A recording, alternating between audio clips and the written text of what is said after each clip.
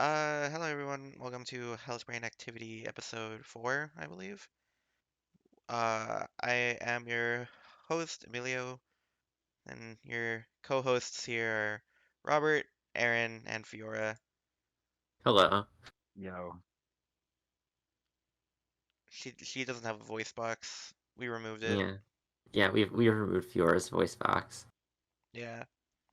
Anyway, today we are talking about Harry Potter and the Methods of Rationality, the book that I made everyone read. hmm Um, I guess a quick summary is that it's, obviously not an official Harry Potter book. It is a fan fiction of Harry Potter, where the premise is that The premise is that it's just Harry Potter, except Harry Potter is like, how does this magic stuff work in like terms of science? I'm gonna figure that out, and then I'm gonna take over the world. kind of, yeah, yeah.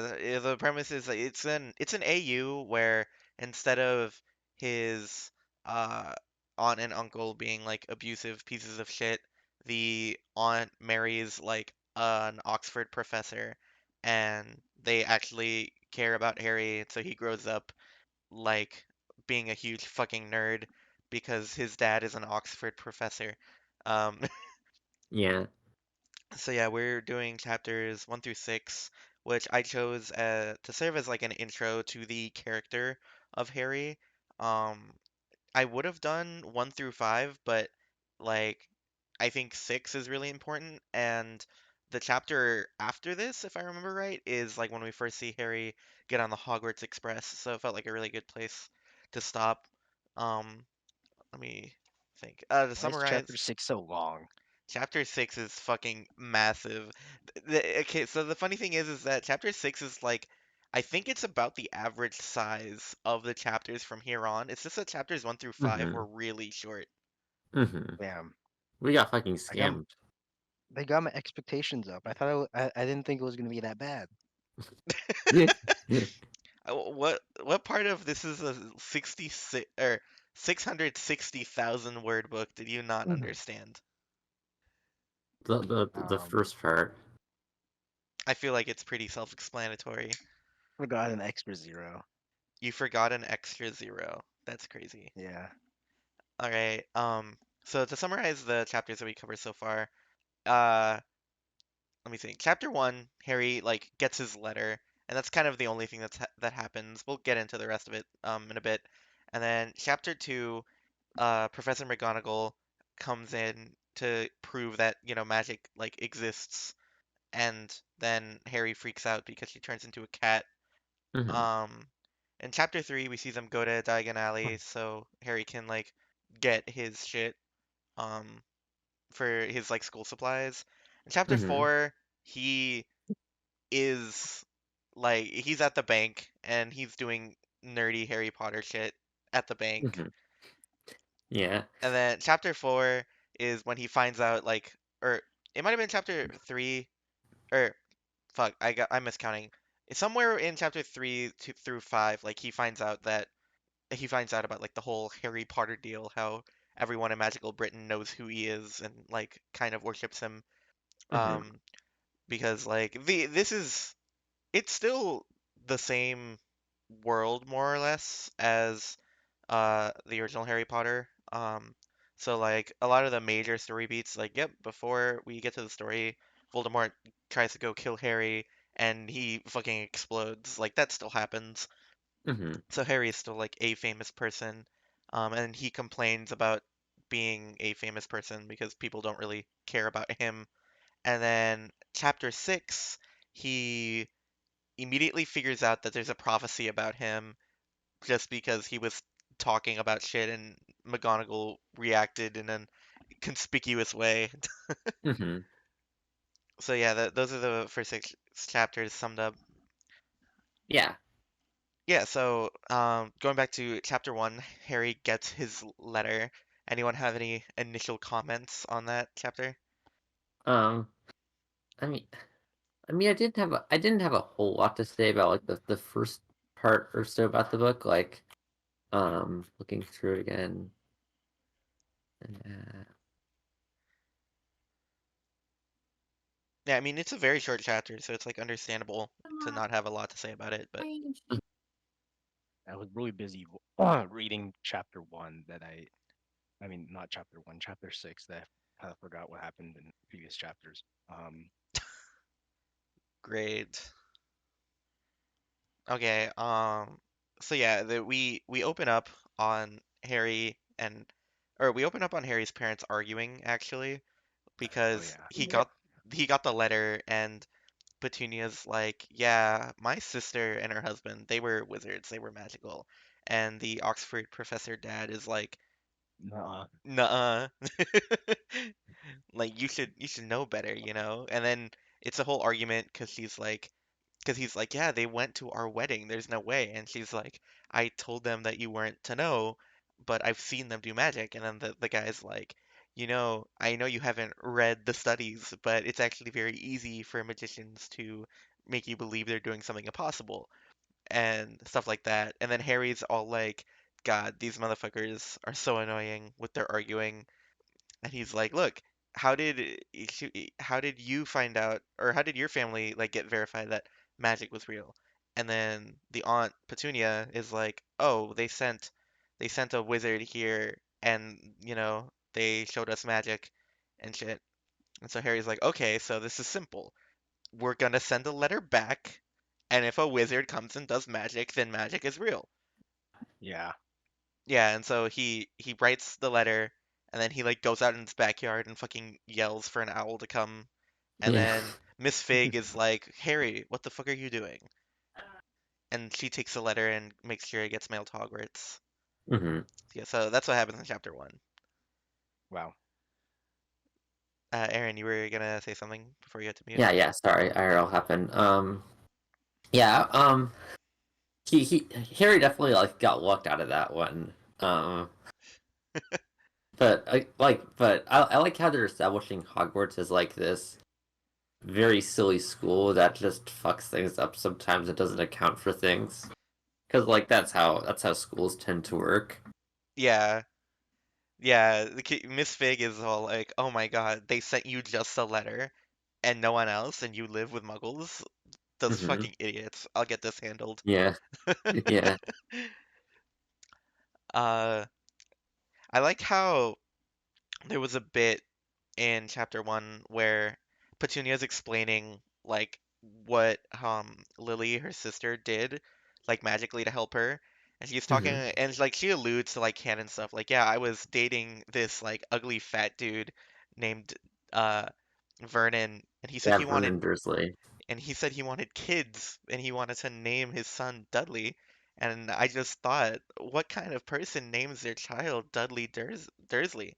And that's when I knew I had to beg my sister to make me pretty. I think that's funny. And I think it's like it's an example of something that the book just does pretty often where it like kind of nods at something that exists in canon and it's Yeah, just and it's like, like well, that would be really dumb. So what if it didn't happen? yeah. And it's definitely something that I think, you know, can be kind of annoying in other fan fiction I've read, but usually in when it's done badly, usually an author just like harps on it repeatedly, like on the same specific dumb canon thing repeatedly over and over, and then you're just like, okay, I get it, like I'm reading this because I agree with you that that was dumb. You don't have to keep bringing it up. Well, they kind of did that with the Harry being locked in the cellar later on, but I could forgive that because it was for a good reason, I thought. Yeah, I mean, I don't I'm kind of confused on what you mean. Like, how did they harp on it on the seller thing? Like they just brought it up like several times. Like Professor McGonagall was like, "Oh, if you were locked in a cellar, then you would have been like so like traumatized and stuff." And then Harry's like, "No, no, no, believe me. I'm just a little weird and eccentric. I'm just like this, bro. Please just believe me." And then McGonagall was like, "Okay, okay, but like I've like dealt with traumatized people and like." Most of the time you're fine, but sometimes you come off as like you just spent a little too much time in a cellar. You know what I mean? You know what I mean? Yeah, Yeah. But yeah, like I do think that was like one of the more egregious pieces of the source material that like Harry is like a normal person. yeah, he's like treated like that terribly, and like he somehow is just like, oh yeah, I'm just like this random dude. I have no trauma whatsoever. Like what? Yeah, it's like the only time canon Harry experiences like trauma is when people he cares about die. And that's Yeah. it. And it's like that's definitely a strong influence on whether someone like, develops trauma, but he was also just abused like his entire life. Hmm. Yeah. But yeah, that is a thing. hmm And then I also liked how Harry describes like not exactly like the relationship with his father, but the way his father treats him when it comes to like conversation. Hmm. Because he's like, yeah, it feels like he touches on like this concept of like roles, I guess. And you'll see later on in the story that like that as a concept becomes super important because he's like, yeah, my dad would never really take me seriously because he Hmm. has to play the role of an Oxford professor and my father. And Yeah. no one in those roles like would really listen to a 10-year-old. That would make them that would be lowering their status, you know? And it's Hmm. like, I think it's interesting to think about whether Harry is like right about if that's like really the reason why it happens from his dad. I mean, I think he is right about it because I don't really see what other explanation there would be for it. And it's something I see like IRL with adults to younger people all the time. But Hmm. I think it's interesting that I feel like whether or not he's right about that, it's like it's still happening, that his dad just like doesn't really respect him as Yeah, like a he's really person. acknowledged as a yeah, he's really acknowledged in that way, I feel like. Yeah. And I think it plays into like how his opinion of McGonagall later on because like doesn't he feels like she respects him, and You doesn't feel just like see she him respects him more, but like still like is also part of him in that role. right, yeah. 'Cause like she will actually reason with him and listen to him about stuff. And so he's like, Hmm. "Wow, this is like a rational adult. That's crazy." They don't just Hmm. like ignore everything that comes out of my mouth because I'm 10. Hmm. And and then another thing about Harry's dad is that he it's interesting how he like he's smart, but he still kind of compartmentalizes how he like uses his intelligence. Um, and what I mean by that is like how he just kind of like scoffs at the idea of doing an experiment about like magic, you know? He's like, oh, trying to write a letter at all is like silly. Like a really smart person would never even bother. And it's like that's not true. It's like if you're that confident you're right, put your money where your mouth is. You should be 100% willing to do that experiment and stuff. I mean, yeah, it just speaks to like an overly like I guess rigid definition of intelligence, which is like the thing that like I personally have had some terrible experiences with. Like like like Harry's dad was like I don't like this dude. Yeah. Okay, care to expand? Like I don't know, like I don't hate him, but just just I guess there was a reason that Yudkowsky like wanted to like humble him and get him out of the way so early, I guess. If that makes any sense. Like this is like a guy who is like um who like needs to change to fit in with the wizarding world. Yeah. Yeah, no, I like that. Yeah, I do think that like I think Harry's dad as a character, at least from what we've seen so far, he's meant to be like an example of like someone who is, kind of smart, knowledgeable for sure, but not like rational, I think is probably how Yudkowsky would put it. Because like the rational action here would be like, oh, okay, well, well, let's test this, like if if it works, it works. If not, then we won't. Hmm. Um, the thing that was particularly annoying to me about Harry's dad is that like I can definitely relate to how Harry feels in terms of like not being respected solely on the basis of being a kid, Hmm. regardless of like the reason and what you're trying to say or how accurate what you're trying to say might be, you know? Because obviously, like as a 10-year-old, I was definitely saying things that are like not accurate or not true, whatever. But I also definitely was, as any 10-year-old would, and it would always suck like trying to speak to adults and having them just being like, "No, that's not worth even considering because Yeah. I'm like twice your age or whatever." And it's like, okay, well, I don't. This isn't something I need to be like 24 to like understand why it doesn't make Hmm. sense that you're doing this, you know? And then aside from relating to Harry, the other annoying things that I deal with a lot of people, I feel, where it's like they'll make a claim and then refuse to, put their money where their mouth is in a very literal sense, you know, because like I try to make a point of like whenever I'm arguing about something with someone that can very easily be like verified, and they are like very confident. I'm like, okay, I will put $5 on it right now. If you're that confident, then take this bet because that should just be free money to you, right? Hmm. And and I haven't had a single person actually just take the bet. And it's like it's really frustrating to deal with because there's no like they don't realize that there's like a disconnect in their actions there, you know? Like they give off this Hmm. air of extreme confidence, but then when you ask them to take even the slightest bit of risk about it, you know, they refuse.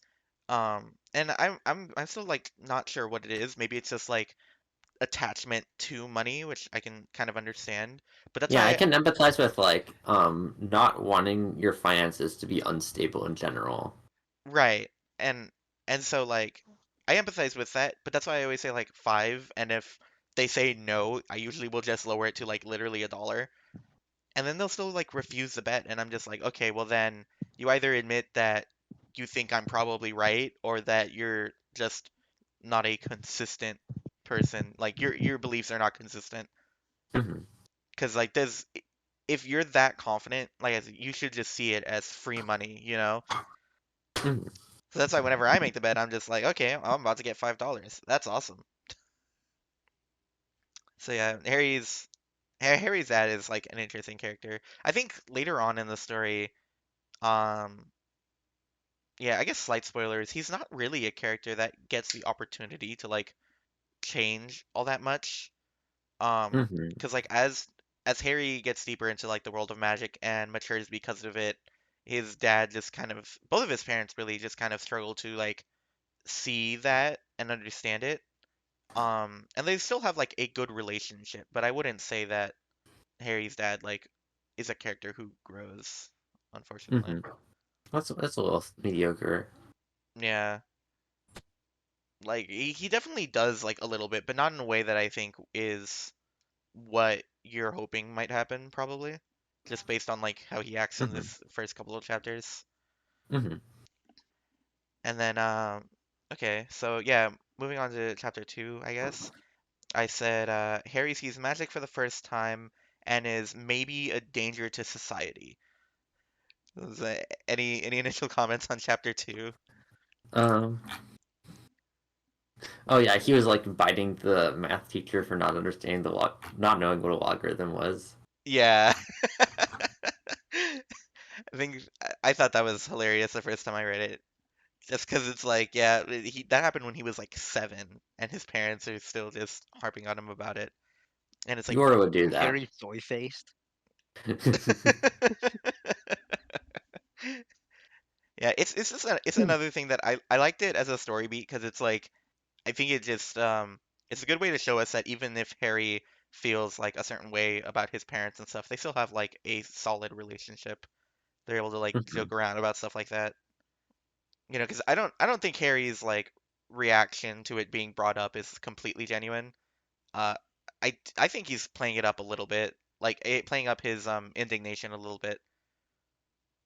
You know, just because it's funny. Yeah, I mean, when you're that young, you don't really understand anything you're doing. You just Yeah, kind of act. yeah.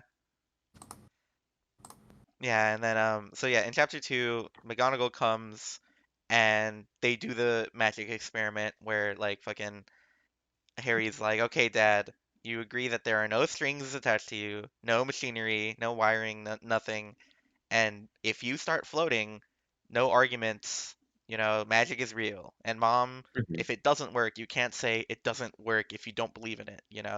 If it doesn't work, it Hmm. doesn't work." And then McGonagall starts levitating his dad, and they're just both like, "Huh, that's Huh. interesting." And No way. Harry's all like, I thought this would have more impact on me. This has just violated like everything I believe. Hmm. And then McGonagall's like, "Oh yeah, that's nothing. Check this shit out." And she turns into a cat. And Harry freaks the fuck out. Yeah. What did you guys think about like Harry's reaction Hmm. to Animagi? That's like a bit straight out of like Naruto or something. What? Like he like I don't know. It just feels like it's set up to be like humorous, basically.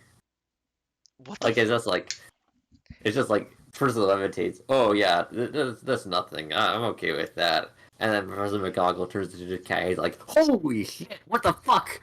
You know? Yeah. How do you guys think like you would react if you were Harry? I would definitely soy face. What the fuck does that mean?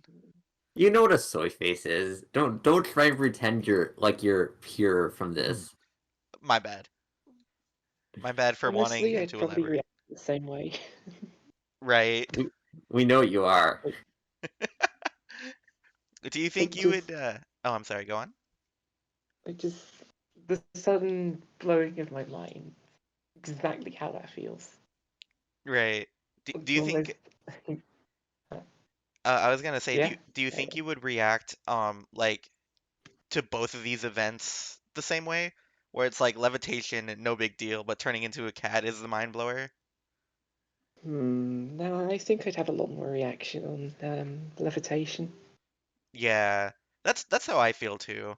'Cause I was like, but I kind of understand the cat being more crazy. 'Cause I guess for like levitation, you can kind of come up with a sciency explanation for how magic does that. Like, oh, it just somehow removes weight from the thing or whatever, but it's like, how the fuck do you explain the cat?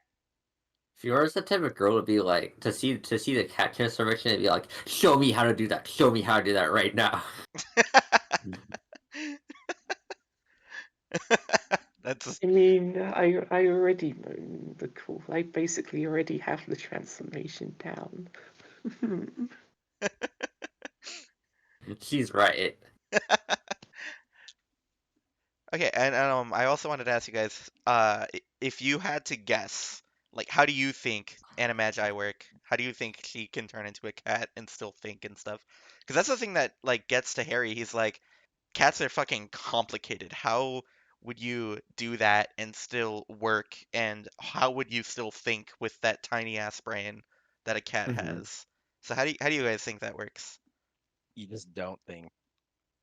Okay, I don't think that's true because she can do things while she's a cat. I don't Well, we think haven't seen that yet. We see her like be funny or no, find Harry's reaction funny and then turn back. Well, maybe that's just cat logic. Why would the cat logic be turn back into a human? No, like it just lasts for some time, like for a certain amount of time, and then she just turns back. Oh, okay. Well, I know we haven't seen that yet, but like that's not how it works. From what we see in the book later on, like Hmm. that's not how Animagi work. I think she teleports somewhere else and like it's a brain link between her brain and the cat's brain, and is able to control the cat and also see what it sees, and also also the cat is formed from stray molecules from her body, which gets dissolved, and then when she reestablishes herself, she uses the carbon dioxide in the air to retain her original form. Incredible, incredible theory. Like that's Well, what I would do if I was trying to be a cat. That seems like super Outside complicated. of actually becoming a cat, which would probably be my first choice. If you had magic, that seems like an incredibly complicated way to do it. Do you have a simpler way? I think, well, okay, so first, Fiora said that she thinks it's compression, like your brain gets JPEG'd, which I think is also a very interesting way to see it. Uh, My brain was already JPEG'd. my own theory is that well, she just her entire body does get compressed and then turns into a cat, and then it doesn't have like the proper bodily functions, is what I'm assuming. Because I don't remember if we get to see if Animagi can actually like eat stuff and what happens if they eat stuff. I don't know if we see that. So I think, yeah, it just like gets transfigured and compressed down into the cat, and then for the how they go on thinking bit, I think that I think there's like a Skynet for wizards, and they just like magically upload their brain to the Aether, and then it's linked to the cat body brain, and that's how that Wow. works. That's my theory. I don't I know if don't I would. I don't I don't think that happens. Why not? I just don't. Why not? I just don't think it happens. That's you're not giving a reason. No, I have a good reason. I just don't think it happens. I hate you. You are awful. Anyway, so yeah, fucking No, I'm following the rational method. you are not. Yeah, Harry freaks out about the cat thing, and then he starts asking questions, and then he says, yeah, the really funny line where he's like, that magic isn't enough to do that. You'd have to be a god. And McGonagall's like, no one's ever called me that before. And Do you think then she was being sarcastic or no? that has to be true. That has to just be honest. Yeah, that's Because fair. Because what I don't think like your average regular kid that who's like Muggle born would see that and then immediately come to the conclusion that Harry did. That magic isn't enough. You'd have to be a god. Because your average 10-year-old doesn't know shit about brains. You No, know, I've seen some nerdy ass 10-year-olds. yeah, those aren't average, They're more average than you would think. perhaps. But yeah, I don't think even if they have like the same kind of reaction where it's like, huh, that's weird that a cat brain can still do that. I don't think they would verbalize it the same way Harry does. That's fair. And uh, we hear later in these chapters, I'm pretty sure that Hogwarts only gets like 10 Muggle-born students a year, Hmm. and I don't know if we have reason to believe that McGonagall is visiting every single one of them, or if they send out any other professors to do like the intro to magic or whatever. Hmm. So, who even knows how many Muggle-borns he's actually turned into a cat in front of? And Hmm. if you're not a Muggle-born, then you're just like, oh, yep, magic, and that's all you need. Yeah. And then yeah, he starts asking questions about magic, and she's like, no, you don't get to know shit until you go to Hogwarts. And then Deserved. and then yeah, that's when they bring up the biting teacher incident, and then Harry's like, or McGonagall's like, there will be no teacher biting at Hogwarts, and he's just like, yeah, I won't bite anyone who doesn't Ah, this bite is the me worst day of back. my life. Literally 1984. He says he won't bite anyone who doesn't bite him back, and I think that's funny just because it's like uh I th- I think I hope he gets bitten. I'm not going to lie. yeah, that's what I was trying to say, but not in those exact words. Yeah. I'm the only one brave enough to state the truth. Hope he gets bitten. Yeah, and then yeah, Harry's dad is like, but Harry, what about the other reason you don't go to public school anymore? And then they talk about like the sleep condition he has, where his Hmm. sleep cycle always is like delayed by 2 hours. That's actually a real like sleep condition. The author Yudkowsky actually has that, and he has like some fucked up solution to dealing with it. Like he takes melatonin like 7 hours before he wants to go to bed, and then does a whole bunch of other shit just so he can get to sleep on time. Oh, jeez. Yeah. I think you just embrace it. Well, you can't embrace it when you have to like live exist normally, I think. Like you get some Like crazy ass job or something. go to school and work a 9 to 5. I'm not sure embracing it would work I there. would also. Isn't he rich? He can just work at like find some weird job. What makes you think He's Yudkowsky not is rich rich? yet. Nobody knows this. What makes you think Yudkowsky's rich? Or do you mean Harry? Yudkowsky, he's like a well-known figure in like a lot of shit.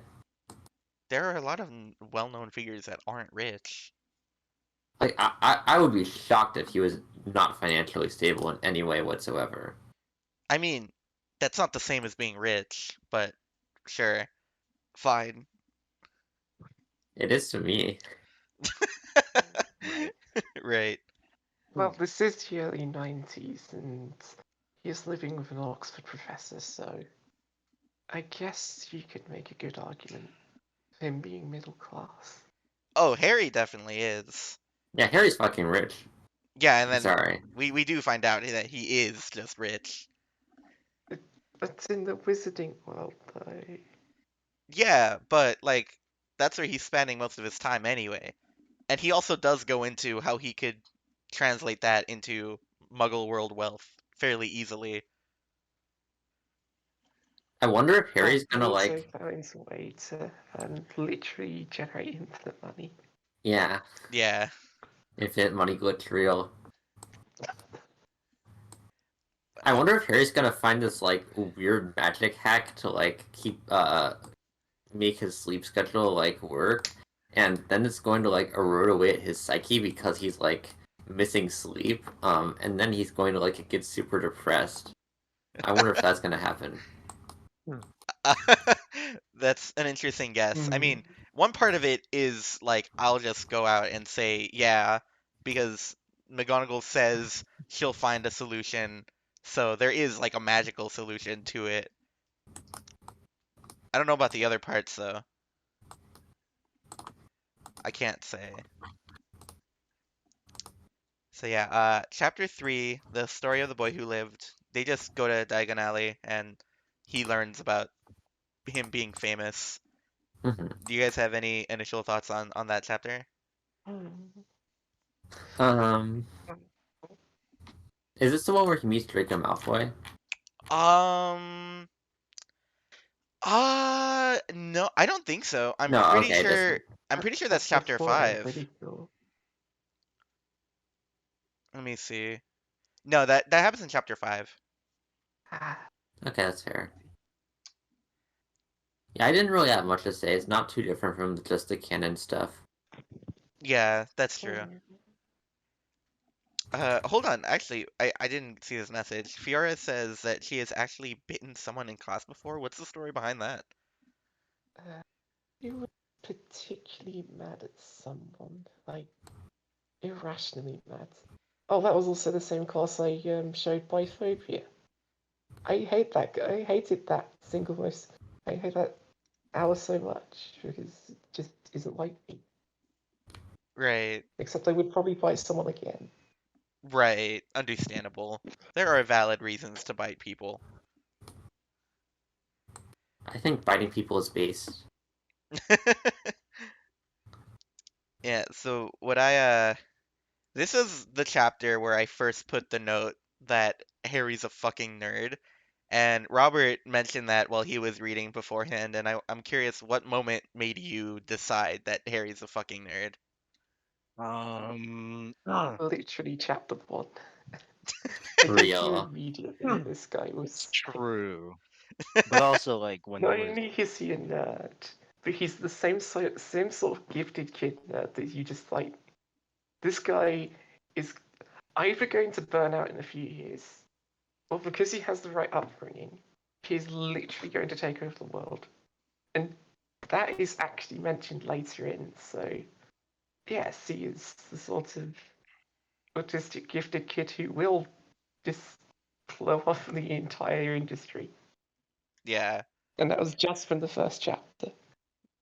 Yeah. absolutely nothing to say of chapter 5 and chapter 6, in which case he's just like fucking gold. Robert, you were gonna say something? Yeah, I think I thought that when he started interrogating like the goblin about the how the banking system worked. Yeah, yeah, that's also very much a Harry's a fucking nerd moment. I fucking okay, I so could learn that from playing a video game. Baseball. okay, I guess Fuck off. I'm just gonna like, are we cool with just like kind of moving on from chapter 3? Because yeah, I don't think it's a chapter where much happens. Fuck chapter 3. All right. Anyway, so yeah, chapter 4 is when he starts like interrogating the goblin about the fucking bank, and I titled, or in my notes, I titled that chapter Munchkinning and Manipulation. Are you guys familiar with the term Munchkinning? Is it just being a munchkin? Do you know what that means? It's just like a little guy. No, I mean, yeah, kind of, but there's a lot of connotation there. Yeah, kinda. I was halfway there. It's like it's like how do I get into this? It's like it's this thing that I've seen defined on TV tropes, and I think the way TV tropes defined it is that it's like the player in a game who's always trying to like min-max shit to win when the point of the game might not even be winning. Uh, and I guess like that's a decent definition. I'm not sure it's the one I agree with the most. I think my example of munchkinning would be like exactly what Harry does here, where he's like, huh, so right now I could probably just win the economy, Hmm. like just immediately, because he just is wanting to like find holes and exploit them. I would say that's like the defining trait of a munchkin is just analyzing the rules like way more than you probably need to see if there's anything you can exploit relentlessly. And that is one of my favorite like character bits about Harry is that he immediately will think of ways to abuse the shit that he learns. He's just like me, for real, for real. Is yeah, he's like, oh yeah, one competent hedge fundy could probably own the entire wizarding world in a week. And then it says Wow, you could win by being a hedge funder guy. Whoa, that's so cool. and then he's like he filed it away in case he ever ran out of money or had a week free. So in his head, this is just like an option that he can take, and he Hmm. probably even wouldn't. Because I think it's like the same chapter, or it might be a little later. No, yeah, I think it is later, but he's like, yeah, I thought about the world or exploring the world of being rich, and that sounds way less fun than exploring the world of magic. Yeah. Yeah. And that kind of brings me back to the thing that Fiora was just talking about, where it's like, oh, Harry seems like he's either going to burn out or he's going to take over the world. And later on in like I think chapter 6 or something, Harry kind of talks about that, about like how he's heard of and met some people who were like gifted kids and then didn't really do much. And one line that he said was like, there's probably like 100 people as smart as Einstein for every actual Einstein that has actually like been born, you know? Uh-huh. And then he talks about how they're like not even like their flaw, but the thing that they were missing is that they didn't have like an important problem to work on. And solving magic is like his important problem. And I was wondering what you guys thought about that.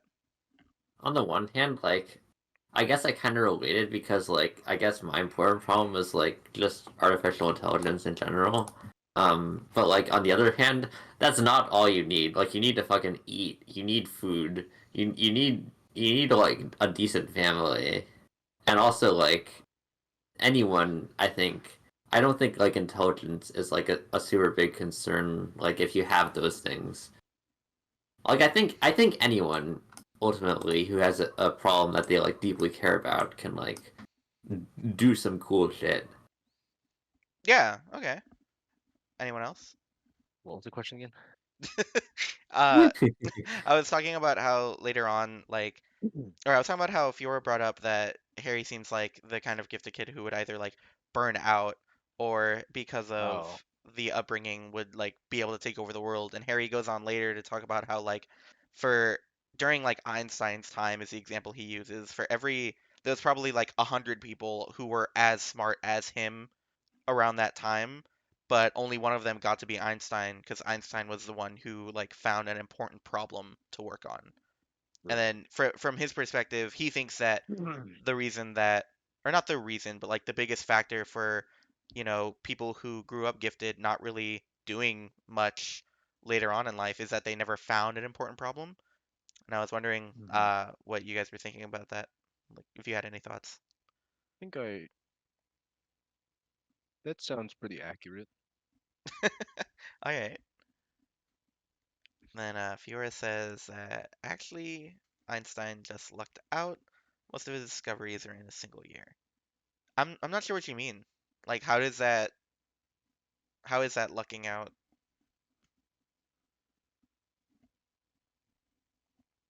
Like I think she means that it was like kind of like he had this one big concept, and then all his discoveries were like adjacent to that, I guess. Oh, okay. It's That's like if fair. you discover like this whole new framework, then you're like, oh, but then you can do this and this and this. Right. Yeah. I was gonna say in response to you, Aaron, that I think I agree with you both, honestly. You and Harry here, I guess. Like, I don't think you need to have been like a gifted child or whatever, and then found like an important problem to work on to like achieve stuff. Um, I wouldn't say like intelligence or being smart or whatever is like not a factor in that. Like, I don't think someone who is like you would call dumb or stupid or just like an incurious person in general, I think even if they had something important to work on, they probably wouldn't get very far with it because they aren't used to thinking in a way that's conducive to solving important problems. But I do agree Hmm. that like pretty much anyone can, and that's because I think anyone can just not be stupid or dumb, you know? Like I don't think like after a certain point if you've just been generally unknowledgeable like your whole life, then you're just like stuck that way from then on. But this Hmm. is this is actually like a topic that Yudkowsky talks about in his other large piece of writing, which is like his blog series turned book, Rationality from A to Z, Oh where yeah, that one. where he's he after it's pretty late into the book where he's talking about like all these like rationality concepts and a bunch of like heuristics and biases and how to like deal with them and stuff, where he basically comes out and says like, yeah, this is all good and well, but like, you can't try to be rational for the sake of being rational. Like, that's a good reason to want to, but it can't be like your primary motivator because it's not strong enough as a motivator, you know? Hmm. And like acting or having that be your primary motivator is what leads to a lot of people who just think that they're super rational, but just are failing at being that to begin with, and they're just like assholes and stuff, you know? And so he talks about like having an important problem, having something you want to work on, having something to protect, and having that being your motivation for like pursuing rationality and being rational. Because to him, rationality is just a tool for like winning at things, winning at life. Because the closer Hmm. you are to whatever is true, then the easier it'll be to like actually navigate like your map of the world because your map of the world will be accurate to the world, and then once you're able to navigate it, you can actually steer yourself down paths that are desirable. Hmm. And yeah, that concept of like an important problem or having something to protect. I don't remember if this came out before he finished that blog series or wrote that particular entry, but yeah, I think Harry is like touching on that, and it is something that comes up like more and more as the story goes on. Mhm. So yeah, just a theme to look out for, I would say. And that was part of why like I like these chapters as an introduction to Harry so much because the fact that Harry like verbalizes that specific thought so early on, um, Mhm.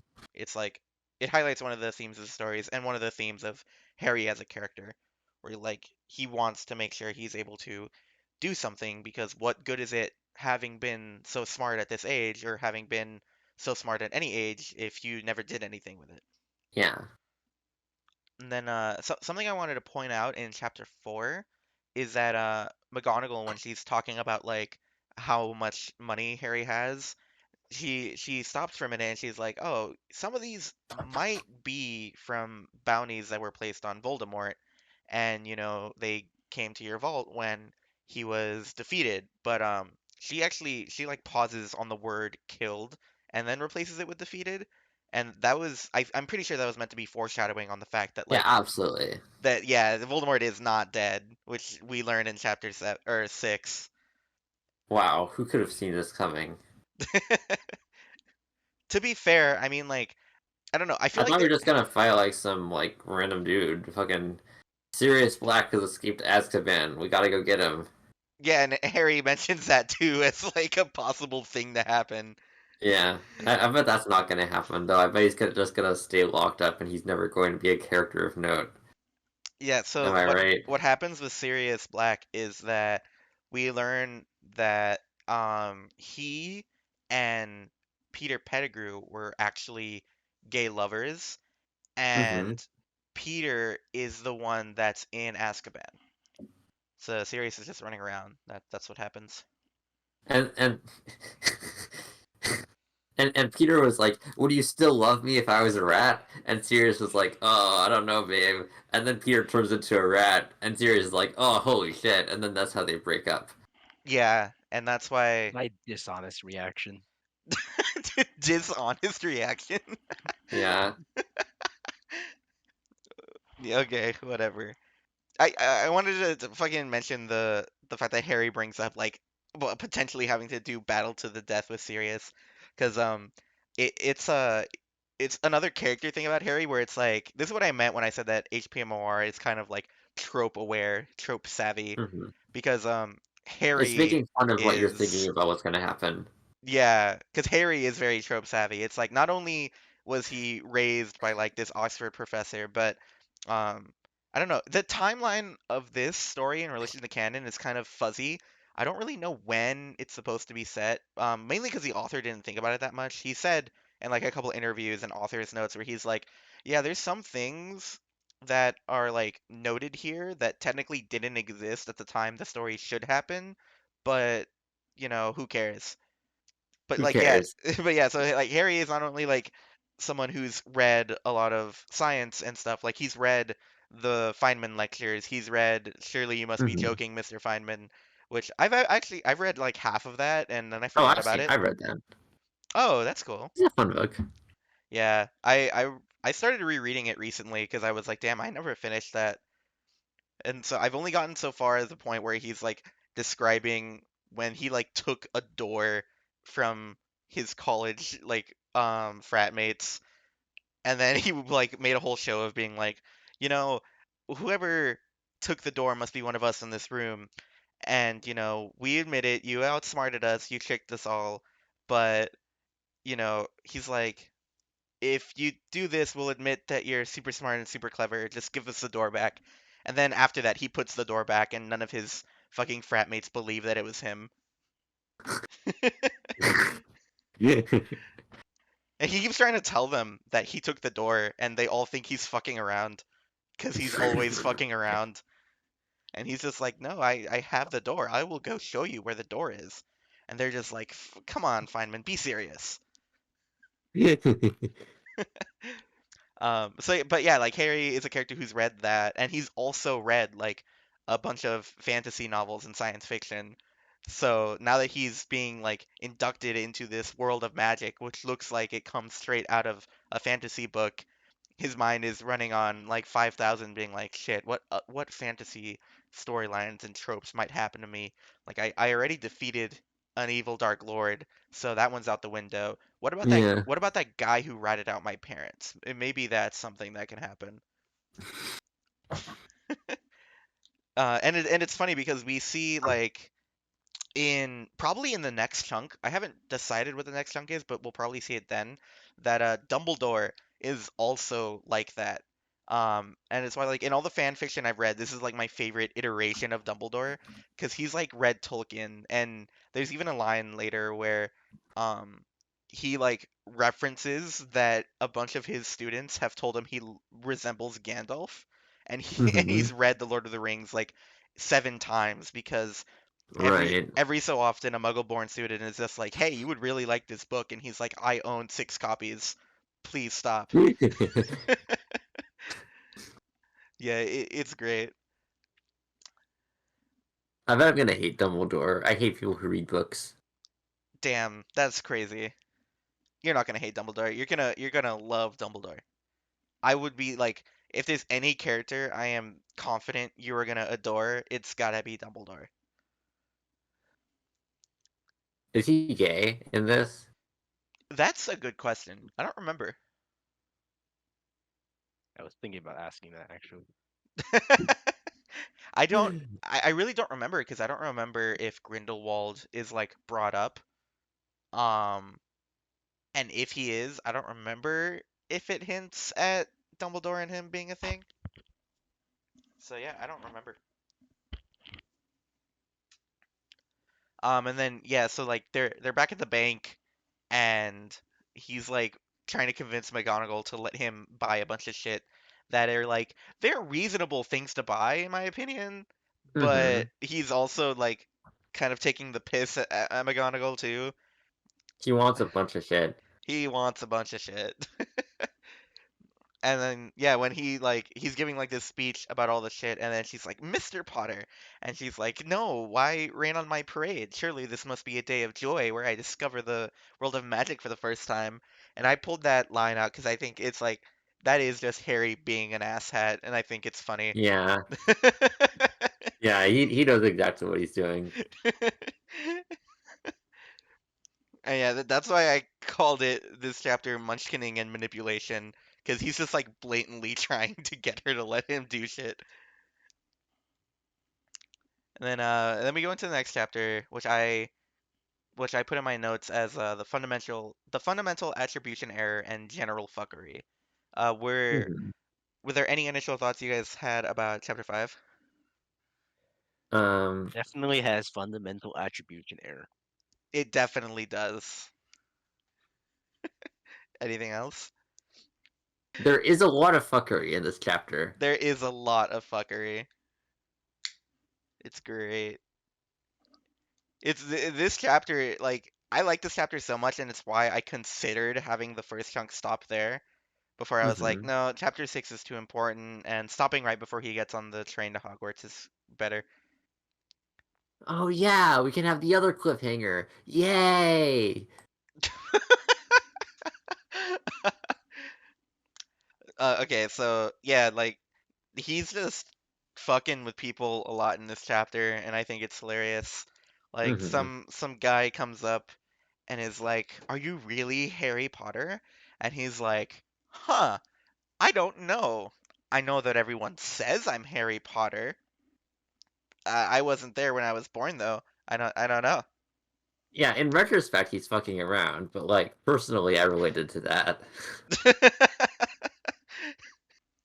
Yeah, and then I really like the part where McGonagall is like, "You're the spitting image of your father, and you act just like the Scourge of Gryffindor." And then he's like, "She could be in on it too," because he's like theorizing that there's a conspiracy to make everyone think he's Harry Potter. And then the old guy's like, Yeah. "No, no, she's right. You have your mother's eyes." And he's like, maybe you're in on it too." And he's just like being an ass for no reason. He was real for that one. Really? You think? Yeah, he's this is like solid anti-federal agent theory. It's like solid conspiracy theory. Yeah, Harry is we'll see not for a while. It doesn't come into play for a while, but he's actually very good at being paranoid. And actually, I guess you kind of get hints at that in chapter 6 when he starts talking about the planning fallacy. He's very good at this paranoia business. Hmm. And then yeah, the chapter is titled Fundamental Attribution Error, which Harry describes as Epic attribution fail. yeah, that is an accurate summation. Yeah, it's basically just that like, all these people think that Harry's like this super awesome dude because he was involved in the defeat of Lord Voldemort, but like he didn't actually do anything. He was 15 months old, I think he says. Hmm. And so everyone's like super amazed by him, but like he didn't do shit. But they don't see that. They just see a what he says a bad explanation. And then he goes on to talk about like uh what is he how does he phrase it? Like behaviors that make sense in the situational context of whatever that person's doing or whatever. Because he gives this example where he's like say you see a guy like kick a wall or something, you probably will just think, "Damn, what an angry motherfucker that is." Hmm. But, he's thinking that some guy like fucking yelled at him for no reason, and anyone would be angry at that. Hmm. And that actually relates to another psychological concept called the veil of transparency, where it's like, yeah, he's right. You don't really see like all the context for why people do certain things, but it was also apparently shown in a study that we kind of expect people to see the context um of like what we're saying or what we're doing. I think the experiment, if I remember right, was that like this they were two groups and they had to identify whether a message was supposed to be con or supposed to be interpreted sarcastically or genuinely. Like the message was that like, oh, someone was like, "Oh, I really enjoyed that blind date you set me up on. It went like super well." And Hmm. for one group, it was said in a sarcastic intonation, and in the other, it was said to supposed to be sound genuine, I think. Um, Oh, no, actually, my bad. It wasn't even said. It was just like written down, you know? And so they asked the two groups, like, oh, do you think this was genuine or do you think it was sarcastic? And Hmm. the result came out that both groups pretty much equally inferred that it was either sarcastic or genuine. So we're actually like pretty bad at interpreting that stuff. And Hmm. the way that it manifests is that like sometimes we'll talk to people in certain ways and we kind of just expect them to understand what we mean, but we know all the context of what the fuck we're trying to say, but they don't. And yeah, that's also related to the fundamental attribution error. Hmm. And it's why like it's actually like a really hard thing to get around when you're writing, and it's something I encountered back when I was a more active writer because I would be like, no, I'm saying this line here to show this thing for this character, and then someone will be like, how does it show that at all? And it's like, okay, well, fuck, I know how it shows that because I'm working with all the information. They're not, and Hmm. it's definitely a hard skill to like attain. Yeah. But yeah, so like what when he's explaining that, Harry says that people think I saved them from you know who because I'm sort of some kind of great warrior of the light. And literally the next chapter we kind of learn that he kind of is because there's a prophecy about him defeating the Dark Lord and stuff. And he I kind mean, of thinks of himself as that too. he should have competed in the 1991 BB Cup hosted by Alfred Baby. What the fuck are you talking about? He was a prodigy at 16 months old, or 15. You're right. You're right. And then yeah, back I wanted to go back to the line where he says they want to shake hands with a bad explanation. I Hmm. think this combined with like how he views himself in relation to his parents shows us that Harry wants to be recognized for himself and respected for himself if he is at all. And I felt like that's like a pretty common way to feel for a 10/11-year-old. What do you guys think? Uh, um, Yeah, I lost my train of thought. What was I gonna say? yeah. Oh yeah. Uh, the shaking hands with a bad exclamation line. That's me every time I shake hands with someone I'm out to. What? What do you mean? Because normies have no understanding of gender whatsoever. Okay, I All like. they know is all they know is the Liberal Party lines. They have no actual like they only know the facts and not the visceral they don't know the meat. They don't know the fucking meat. Oh, okay. I think I understand now. But yeah. Yeah. I mean, did you guys do you guys think you had like similar sentiments in terms of recognition and respect at Harry's age? um I definitely like I think that this is where like HPMOR and more broadly rationalism is at its best is like in terms of like breaking down like these societal institutions like for example like controlling of youth and not letting them speak up because you want to like mold them into like you want to abuse them essentially. um yeah, I think like rational and I think like that it's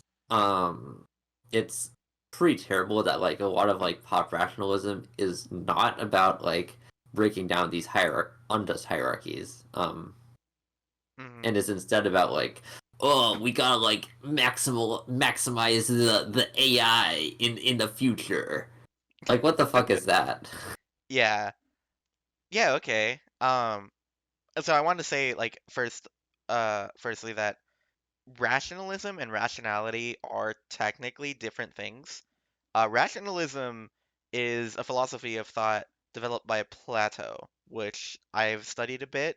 It kind of sucks, so I'm not going to go into it, but it is a different thing from rationality, as Is it Yudkowsky like and at least similar? I would say no. Like Plato's rationalism is more so about like, okay, well, we know these things, and why do we know these things? Why do we have ideas for these things? Because there are these things called forms that exist in the mind that are like the perfect version of that thing. The ideal form. And so like everything we know is in relation to like these forms and stuff.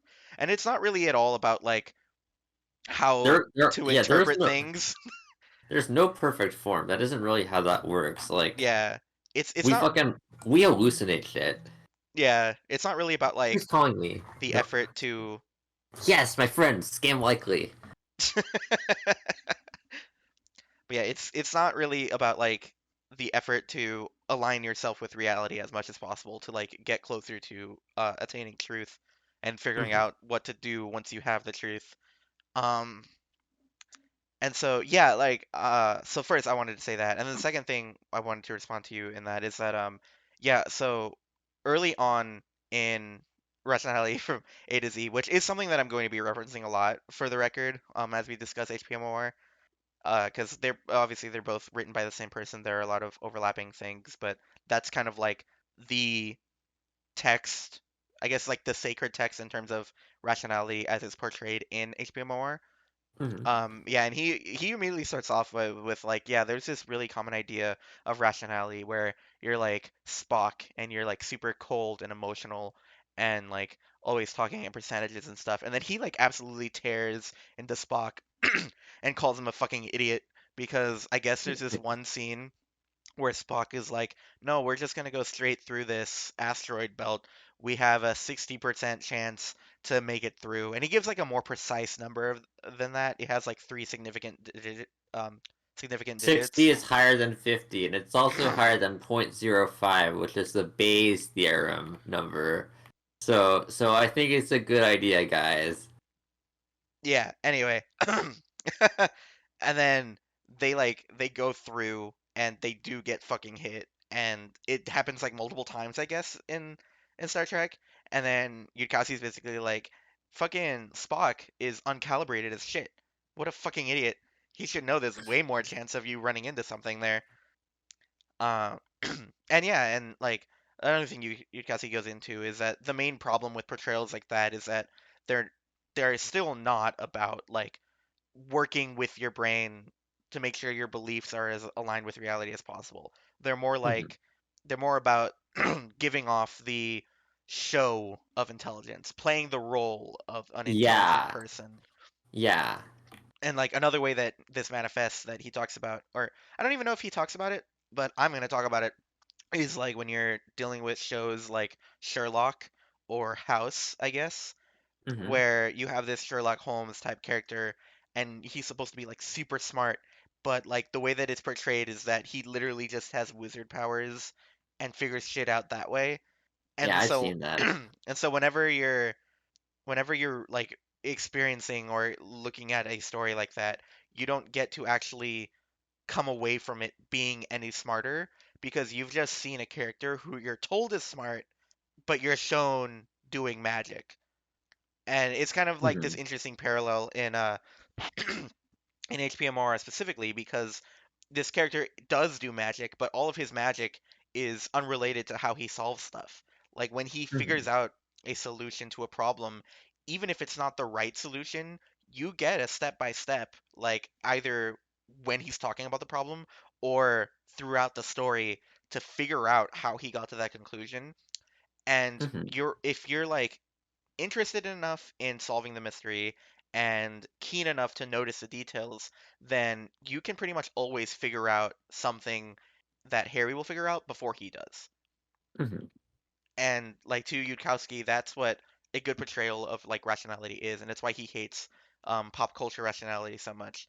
Like he also really hates Sheldon Cooper as a character, if I remember right. But yeah, I agree with you that like this is when um trying to communicate the benefits of it is at its best because it's like attacking actual problems, it's attacking hierarchies and stuff and how flawed they are because on the face of it they're just like stupid, but Hmm. they remain upheld because they're convenient for people who are higher up in the hierarchy. Yeah, pretty much. Yeah. And Robert said in the chat, Bazinger. Robert always has the best takes on these things. And then yeah, so after that, I'm pretty sure is when Harry meets Draco. What did you guys think about Harry meeting Draco? It's really fucking stupid. No one talks like that. I'm sorry. No one talks like what? What do you mean? Oh, it's so good to meet you, Draco Malfoy. Oh, like what? Okay, so like I think you're right, but to be fair, in the story, Harry was just dealing with people talking to him like that. Like Harry did play it up a little, but it's not unfounded. I guess. I don't know. Like I wouldn't be like a jerk to random people because of that stuff. I wouldn't call what he's doing to Draco being a jerk. It kind of is. It's like leading someone on. I mean, okay, I guess, but it's not like he does it for a prolonged period of time. Like, I imagine this entire exchange from the point of Harry meeting Draco to him being like, actually, I don't know who you are, probably happened in like 2 minutes. Yeah, but like I don't know. Still, it's like it's a really weird way to talk to someone. Okay, well, Fiora disagrees. She says that she found it very believable. Really. Yes, we're waiting for the Are we gonna have expansion. are we gonna have a talk about this?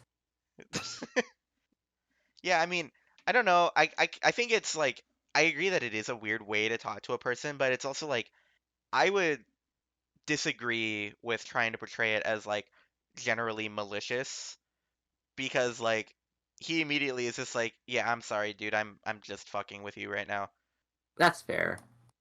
And it's like I don't know. To me, this is probably like this is very reflective of how I perceive it because this what Harry does to Draco here is totally something I would do. Like 100% if I was in his position.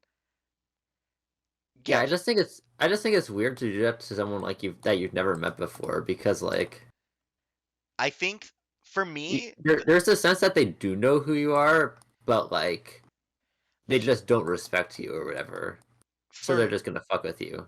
for me it's that like yeah, you can that, and I think Harry could tell that Draco was someone who would expect to be recognized. Like when he's describing Draco, I get the sense that what it's trying to portray is that he seems like someone who thinks he's important. Hmm. And I think he pulls it off because of that, because he's right. Draco is someone who thinks he's important. He expects to be recognized and stuff like that. But that's why I think like it's totally something I would do where if I had been dealing with people like recognizing me and I just didn't know who the fuck they were and they were all like being like bowing at my feet and shit for it, and I saw someone Hmm. else who looks like they expect that treatment or something like that, or just someone who seemed pompous in general, then yeah, I could totally see myself just fucking around with them for the 2 minutes it takes. Hmm. And it's like, for me, the main difference between is this being a jerk or is this fucking around is just that whether or not you like admit to it afterwards. I think I would Hmm. agree with it generally being kind of jerkish if Harry just did that and got Draco in trouble still, like with his dad and stuff, and made a scene, and then walked away, and Draco didn't know that it was they were both fucking with each other. And Hmm. that's another thing too that Fiora brings up here. He knows that he'd be fucked with otherwise, and yeah, immediately after that, Draco fucks with him back. Hmm. So yeah, no, I thought it was just like a very very funny conversation. Yeah, I don't know. Like I dealt with that sort of thing like back in school a little bit. And, like I would obviously like mind it less nowadays, but when everyone involved was like young, then and pretty much friendless, then like it feels like that added context is what makes me dislike it.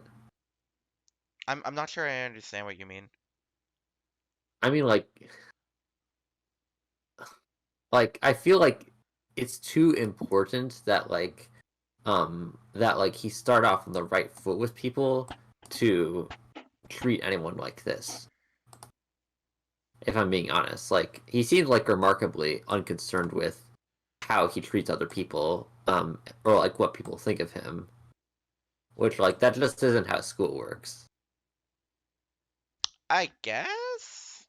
I don't know. I mean, I'm in a weird position where like I don't disagree with what you're saying. I just have like this feeling that it's missing something, and it's hard to put into words. Like I think you're right that Harry doesn't particularly care about like how he is perceived, and we do see that more later in the story. But I don't I don't know if like I'm on the same track with how that is reflected in like in this particular conversation.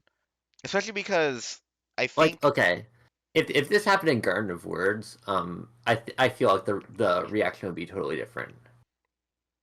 I don't know if it would for me. Like, because I think Tako is also a character who has decent reason to like have acted to act that way with someone. Like, Because he's this alienated like teenager, you know? He's this isolated, alienated teenager, and I guess to me, I just perceive it as pretty harmless fun. Like I would, mhm, and I would expect both of these characters that if the person they did it to, like if Draco had had a more severe reaction, I think the Harry that we see so far in these chapters, especially in relation to like when we get into chapter 6 about the planning fallacy, and he makes mhm. that example of a friend dying in his arms, he's extremely apologetic about it, you know? That's fair. Yeah, yeah, that's a good example. And so I At think if any rate, I do feel like Draco is just not treated very well in like in the original books, and I'm hoping not to see that continue in this. right, that's fair. He's barely a character in the original books, honestly. He's very much a joke. Yeah, exactly. Yeah, that's fair. But yeah, we'll see like how that develops in the future. hmm Yeah, because I mean, like I said, this is definitely going to be in the next chunk. They meet on the train again, and that further establishes what Draco is in the story. Uh huh. And then yeah, so they play out that whole scene where they're both fucking with each other. Harry is all like, "Oh my God, it's the great Draco Malfoy." And Malfoy's all like, "Yep, this is what should happen." And then when he finds out that he was being fucked with and learns that the person fucking with him is Harry Potter, he's like, "Oh my God, the Harry Potter." And then and then they both say like a bunch of shit, and then Draco's dad walks in and he's like, "What the fuck are you saying, son?" And Hmm. then Harry switches up to like try and save Draco, and he starts fucking bowing to Lucius and stuff. And then McGonagall's like, "What the fuck are you doing, Harry?" And then Draco does the same Yeah. shit to McGonagall. And then like both of the Malfoys leave, and McGonagall's just like, "What part of get measured for your clothes meant place a confundus charm on the entire fucking universe?" Which I guess since we haven't learned in the story yet, I'll explain it. The confundus charm is just like exactly what it sounds like. It just makes a person confused and more suggestible Hmm. when cast on them. Yeah, that's about what I gathered. Yeah. And But then yeah, oh, sorry, go on. Draco Malfoy was literally just like, "Please, I want to get into Gryffindor. Please help me. I don't want to get fucked over. No, please." And then Lucius is like, "No, you will go to Slytherin. You're coming with me." And then Harry's like, "Well, that just happened." He does not say that. That is unfair. Yes, he fucking does. Hold on, hold on. Um, he doesn't say shit. Yeah, he doesn't. He says, I was only joking around." Yeah. And then he says to McGonagall, he was in a situational context where those actions made internal sense. And I thought that But was that's even worse. it's a funnier way. I think it's funny. I think it's a good way to like bring the point of the chapter back instead of just having it be like a one-off explanation and then being like, Hmm. "Okay, I hope you understood that," and then move on. And it's like it's a good way to like write in an example of the fundamental attribution error and also make it like comedic and have a point in the story rather than being specifically an example of that. Because I think if he took out this specific line, it would still the scene would still work, and maybe you wouldn't pick up on it being like an example. And I think that's like a good thing that it's not like, Hmm. okay, now here's an example of the thing I just lectured you about, That's fair. because it feels like just a normal story beat up until he says that line, and then you're like, oh, Hmm. oh, I get it. So yeah. So then getting jumping into the fundamental or chapter 6, the planning fallacy, aka the college student curse, and Harry hating magic. So I'm gonna try to get through this one relatively quick because I do gotta start getting ready to go soon. Hmm. Uh, but so yeah, some funny lines in, or actually first, what did you guys think of chapter 6 since it's the one everyone read most recently? The way like Harry was like fucking around with the bag, like that definitely reminded me of programming where you could like where someone else would like make some tool and you could like fuck around with it for a while and it would work in like these really like janky and unpredictable ways depending on the specifics of how it was programmed and like how it was made. Yeah, I And never like thought of it that way, but that's like that honestly that might have been intended just mhm, on Yudkowsky's basis in computer science and AI development. That mhm, might just have been intended. mhm, It makes me curious to see, because like I've never thought about it that way before. It makes me curious to see if any other examples of like fucking around with magic will also reflect something about like coding and stuff. mhm. Yeah, yeah. I mean everything's coding. Okay, sure. I'm a genius. I know the answer. Okay, sure. one And of then one of the least intelligent things I've ever said. I okay. am a genius. I know the answer. So yeah, so he's fucking around with this magic bag he got, his magical bag of holding, Hmm. and he's like experimenting. He's like, okay, I'm putting in gold, and I want to take out the gold. And then he tells McGonagall, give me, give me a word, give me two words in a language I don't know. Give me the word for gold and another word, but don't tell me which one's which, and don't tell me which one's which. She gives him the two words, and then he like pulls it out, and then he's like, dude, this bag makes no fucking sense. Because Yeah. apparently it can count, as in he can tell it to give him a certain number of the thing he wants to pull out, but it can't add because when he tried to phrase the number as an addition question, it just didn't fucking work. hmm And he doesn't know languages, and he doubts that the person who made the bag knew Japanese, which I guess he tried before. Okane. Yeah, and so he's like, it's not pulling from my knowledge of languages and shit. So how the fuck does this shit work?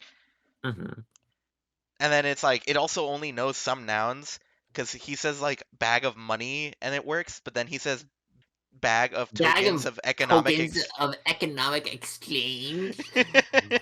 yeah, and that I know there. doesn't I know work. there's a now. I know there's a no sound word rule, but like, please, No, please. no.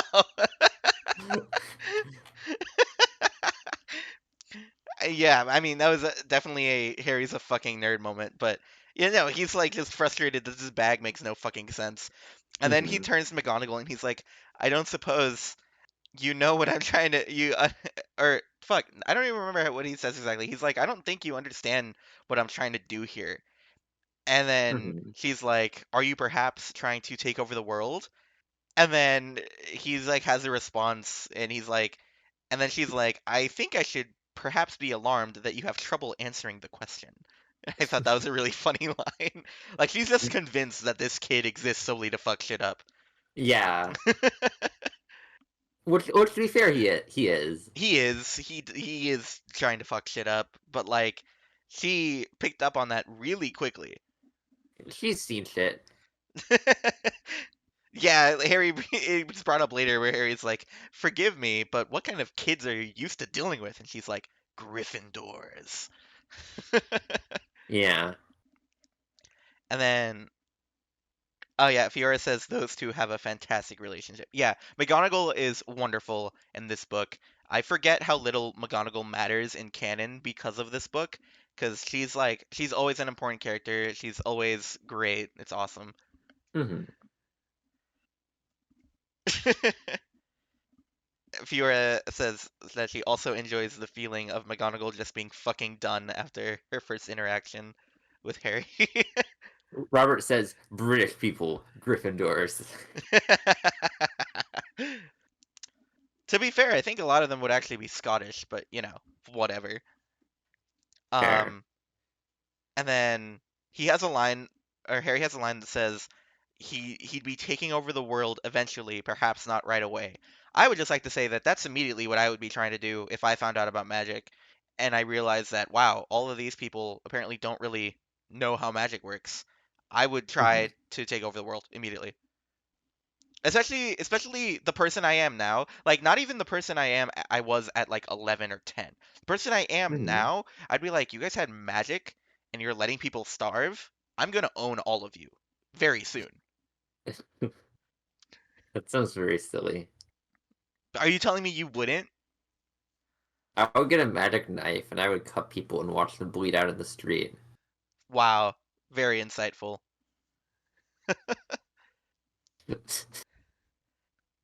I feel like the only like response that really makes sense from if you're like a muggle born who has read even like a little bit of science and you find out about magic, I feel like you have two responses that aren't insane.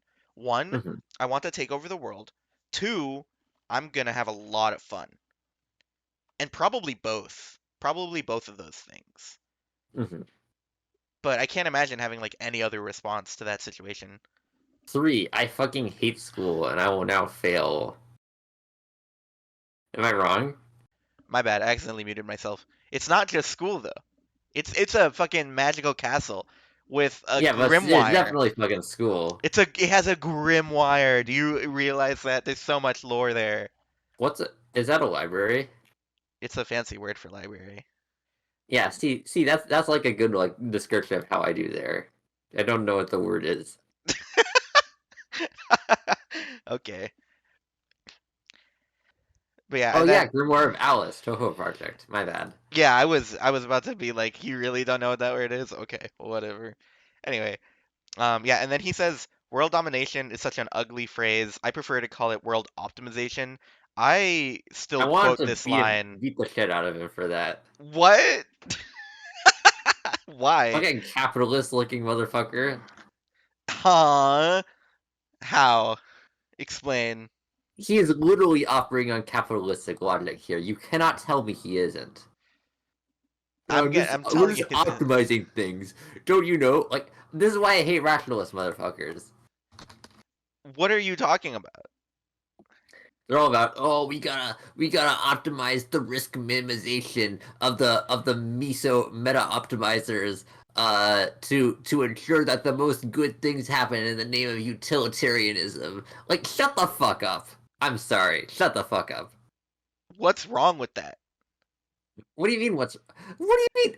Like, the problem with that is that it's too dogmatic. They're not talking about it in a way that average people would be able to understand, and that's because they want to sound like some like enlightened ass professor.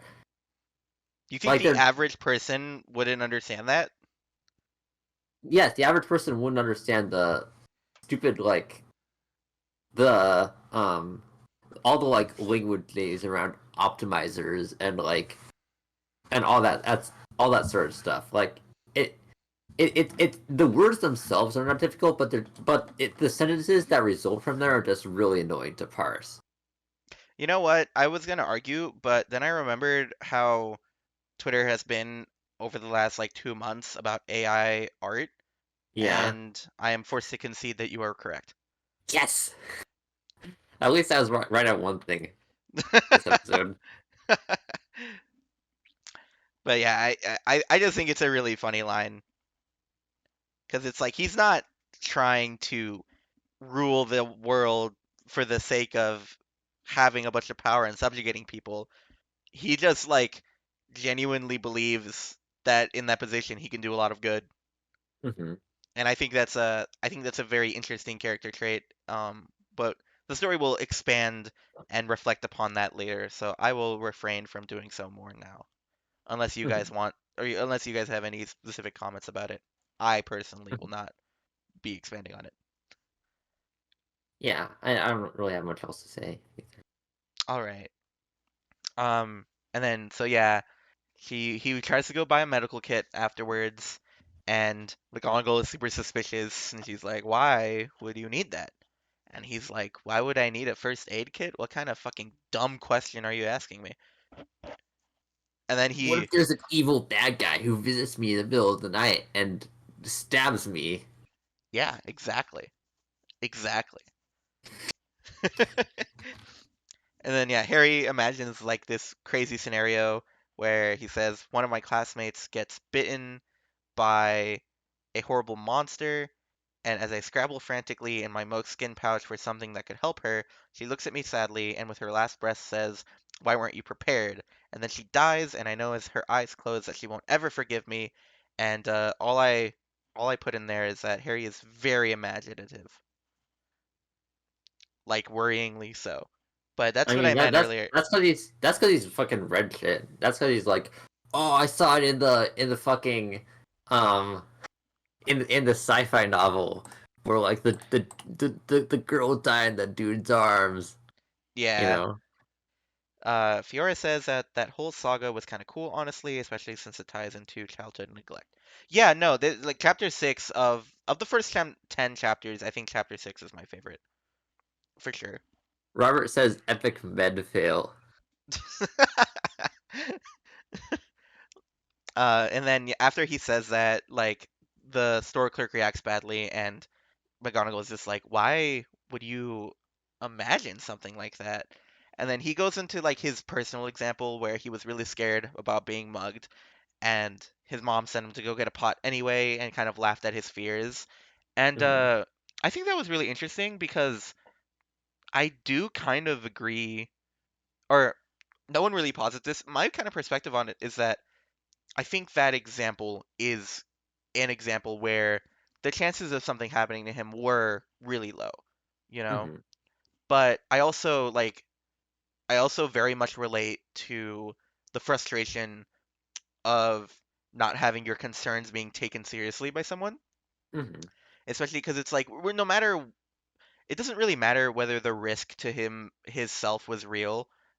You know, like his fear about it was real, and Yeah. the person who should have handled that responsibly failed to do so. She just kind of Hmm. laughed at it and forced him to do the thing he was afraid to do anyway. And that really sucks to deal with as a kid. Like just Yeah. I mean, sorry, go on. I personally like couldn't relate to it a ton because like I'm not very scared of muggings. I do not particularly value my shit. I mean maybe that will change in the future, but like when like I actually like, can get cool stuff. But like I did find it pretty funny how like the store clerk was like, oh no not that, oh don't imagine that. Which thereby like is literally proving Harry's point that like that sort of thing does in fact happen. Yeah, yeah. And then yeah, McGonagall's like, you know, you shouldn't think about stuff like that. And I really like Harry's the line here that Harry the way Harry responds. He says Harry's expression twisted up into bitterness hearing that.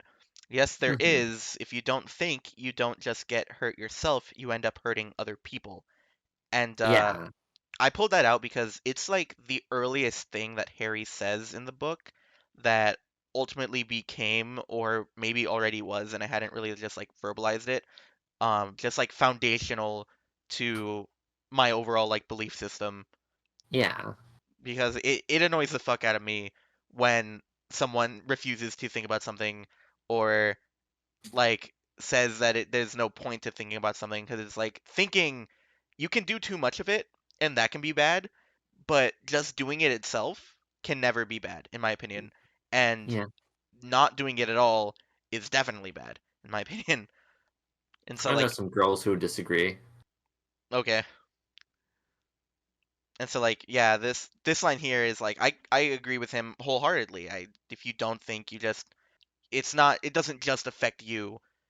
You're gonna affect other people with that, and I don't know how anyone could be okay with that. So yeah, Hmm. that line specifically, yeah, it's the earliest example of something he says that like really resonated me when I read the book the first time. Hmm. Hmm. And then yeah, he talks about the planning fallacy, and of course the study he's citing is like a real study. Um, it's I don't remember exactly where that study stands in the replication crisis. Which I don't know if you guys are familiar with this. Apparently, in social psychology, over the past like 2 decades or so, there's been kind of a big shakeup in that a lot of studies that a lot of stuff is based on is that we're kind of struggling to replicate them. Hmm. And there are studies that like were done well and seem to reflect our experiences like anecdotally very well, but Hmm. in trying to replicate them, it's been a struggle to actually do so. And I don't remember if the planning fallacy is one of those studies that has been like not replicated adequately yet, but it is a real study that was cited, and the particular experiment that he talks about is why I call it the college student's worst nightmare, Hmm. because after dealing with my first year of college, holy fuck, do I fucking hate the planning fallacy. And it's why I've decided, you know, in the coming semester, I'm just gonna start shit as soon as it's assigned, instead of Hmm. assuming I'm gonna be able to like not start it for a week and then get it all done, because I'm never able Hmm. to. Yeah. And then, yeah, like mentioned earlier, Harry goes into how his mom said, "Oh, don't say things like that. Like thinking about it would make it happen. So if he didn't talk about it, he'd be safe." And Hmm. that's another thing that I deal with a lot from like certain people in my life who kind of think that way, where like uh they turn away from like unpleasant possibilities as though it makes it any less plausible.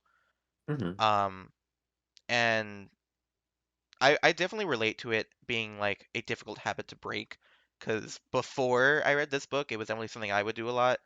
But I run into conflict with people in my life a lot because I'm like, you shouldn't do that, and I avoid doing that. Mm-hmm. because I think the only real way to like deal with that problem is that like you need to learn to notice when there's a particular possibility you don't want to think about, and then force yourself to just stare it right in the face. Mm-hmm. And it's like this has some downsides. It can lead to overthinking, which will generally make you less happy, but I think that's I think that risk is worth it when the other possibility is ignoring it completely and then being blindsided if it does happen. Mm-hmm. But I've definitely met people who are like, I'm just don't want to deal with that right now, and I kind Mm-hmm. of understand it, but at the same time, every time I've heard someone say that they just don't want to deal with it right now, it's always been an excuse to never deal with it. Um, because like I think a valid reason to say that is because obviously it takes time to process the stuff that you don't want to think about. But Mm-hmm. typically if you know that and you're taking the time to think about it, you don't need to like verbalize that you don't want to think about it right now, if that makes sense. Mm-hmm. So, because Yeah, that's fair. every person I've met who has specifically said like that phrase and smaller variations of it, they weren't taking the time they needed to think about it. They were using it as justification to not think about it at all. And then they Mm-hmm. never really get around to it. And so, like, with some of my closer friends, I've just run into problems where it's like, I'm like, this has been a problem for so long that you keep using this excuse. And Mm-hmm. so I'm going to make you look at that. I'm going to make you look at it and start dealing with it. I don't expect you to have an answer for me or for yourself by tomorrow, but I expect you to start. And it's definitely been something that, like, I need to be better about how I approach that, but it's also frustrating to just deal with it from other people in general. Mm-hmm. So I relate to Harry a lot there as well. I mean, as someone with ADHD, like it's this is like kind of like well, this is kind of like why I can't really reconcile this sort of like thoughts patterns because like I'll just like unavoidably act. It feels like act in irrational ways, and like and and so it feels like rationalism kind of rationalism like kind of has nothing for me or rationality or whatever. Like it can't be of use to me if I'm like inherently acting irrational in the first place. I get where you're coming from, but I do disagree Mm-hmm. because, like, kind of the foundation of rationality as a practice is that no one is inherently doing rational things. Mm-hmm. Like, kind of one of the foundational things about it when you start, or that Yudkowsky brings up in Rationality A to Z is that, like, our brains are actually really bad at it. Mm-hmm. And if we were good at it, then, like, the book wouldn't need to exist. Mm-hmm. Um, I think it still would like even just as a form of documentation. I find like just descriptive things more useful than prescriptive things. yeah, that's fair. Okay, so yeah, the book would still, like, have a reason to exist, but it wouldn't be as prudent if it didn't, if that makes sense. Mm-hmm. If everyone was actually good at these things. Um, I think as people with ADHD, the issue with trying to use it is that we just have like extra boundaries in terms of innately irrational things that we do. Mm-hmm. Uh, Everyone around us gaslights us about them. yeah, um, and like I don't know. I don't think these are obstacles that are insurmountable any more Mm-hmm. than the more universal obstacles that a neurotypical would experience are Mm-hmm. insurmountable. Because like stuff like the planning fallacy is like that's something that just happens to people, um, and dealing with Mm-hmm. that is hard. Happened to But me. I think that uh, I think that dealing with that is for a neurotypical. I imagine Mm-hmm. that feels as difficult as dealing with like executive dysfunction as a neurodivergent. Mm-hmm. And Maybe. the main difference is that, at least to me, in terms of like trying to be more rational, is Mm-hmm. that they don't have to deal with executive dysfunction on top of it, Yeah, yeah. and we do. But I mean, I think the tools of rationality are ones that you can utilize to help you manage those neurodivergent tendencies because they exist as ways to manage the irrational tendencies of your brain to begin with, you know? Mhm. Yeah. All right, hello. We had audio issues, and last time we were talking about HPMOR Chapter 6. We had to cut off early because we were busy. But we're back now, and we Mhm. had left off talking about like the usefulness of rationality in relation to like neurodivergent people because of Mhm. the extra mental burdens that we face in the way that we're hardwired. Um, and Erin had something that she wanted to talk about related to that, which, if I can sum it up and, correct me if I'm wrong at any point, it was about like how uh, there are there is a community of people that calls themselves rationalists that have like very harmful and just like wrong takes on trans people in general. Mhm. Yeah. And then I can't recall exactly what you said after that. Yeah. And I guess like I guess what I would say regarding that would be just it makes me doubt the usefulness of rationality as a whole and like getting someone to so-called um good opinions. Like I know like I'm not really like or like just cool opinions, I guess. Right. I mean Um, Sorry, go on. like you see these people like so-called free thinkers getting caught up in Fox News lines of thought, which you are surrendering yourself to the state. I'm sorry, you are not even trying. Yeah. And then yeah, my first response would be like I don't there's no reason to take those people seriously. Like whether you take someone seriously when they call themselves a free thinker should be completely dependent on whether their beliefs are like good, whether their beliefs are what a actual free thinker would think, which I guess your ability to judge that is limited by your own ability to like be rational, right? Yeah, I don't know. Um I mean, personally, I was never like super interested in thinking like, oh, I'm like so smart, everyone else is so dumb. But I don't I can understand that because it's like it's not conducive to like being nice to other people, but I mhm. find it useful in like acknowledge because it just is true sometimes. And then the second thing was that like uh I had mentioned earlier in last time we were recording that there's this like popular idea of rational rationalism or rationality, and like before it used to be like fiction characters like Spock or Sherlock, but nowadays it's more so aligned with a figure like Ben Shapiro who like calls himself a rational thinker or whatever and likes to engage in debate a lot, but is like extremely not smart and also has terrible takes about things. Um, because it's like I would say that for any individual person, it's hard to tell when you're like doing actual rationality. But I think for all of us here, it's pretty safe to say that if they are not, if you encounter a person who like has beliefs that are drastically different from yours, Mhm. and you know how much you've thought about your beliefs, like not something instinctual, like, whether you like a certain food or something, but like people who believe that trans people should die. It's like you shouldn't entertain the idea that they have rational reasons for believing that. Like there are categories of beliefs that I think you should not attempt to engage with in a completely honest way because it's a waste of effort. Because Of course. if you're thinking rationally, then you're always going to lead to the same conclusion, which is that, these people are fucking stupid or they're Well, just wrong or whatever it is. it's less because it's stupid or wrong or whatever, and more because it just directly goes against me. I mean, like, like if someone that I like respect is like, oh, the Earth is flat, that's dumb. But I'm still gonna like just chill out and have a conversation with them at the end of the day. Right, right.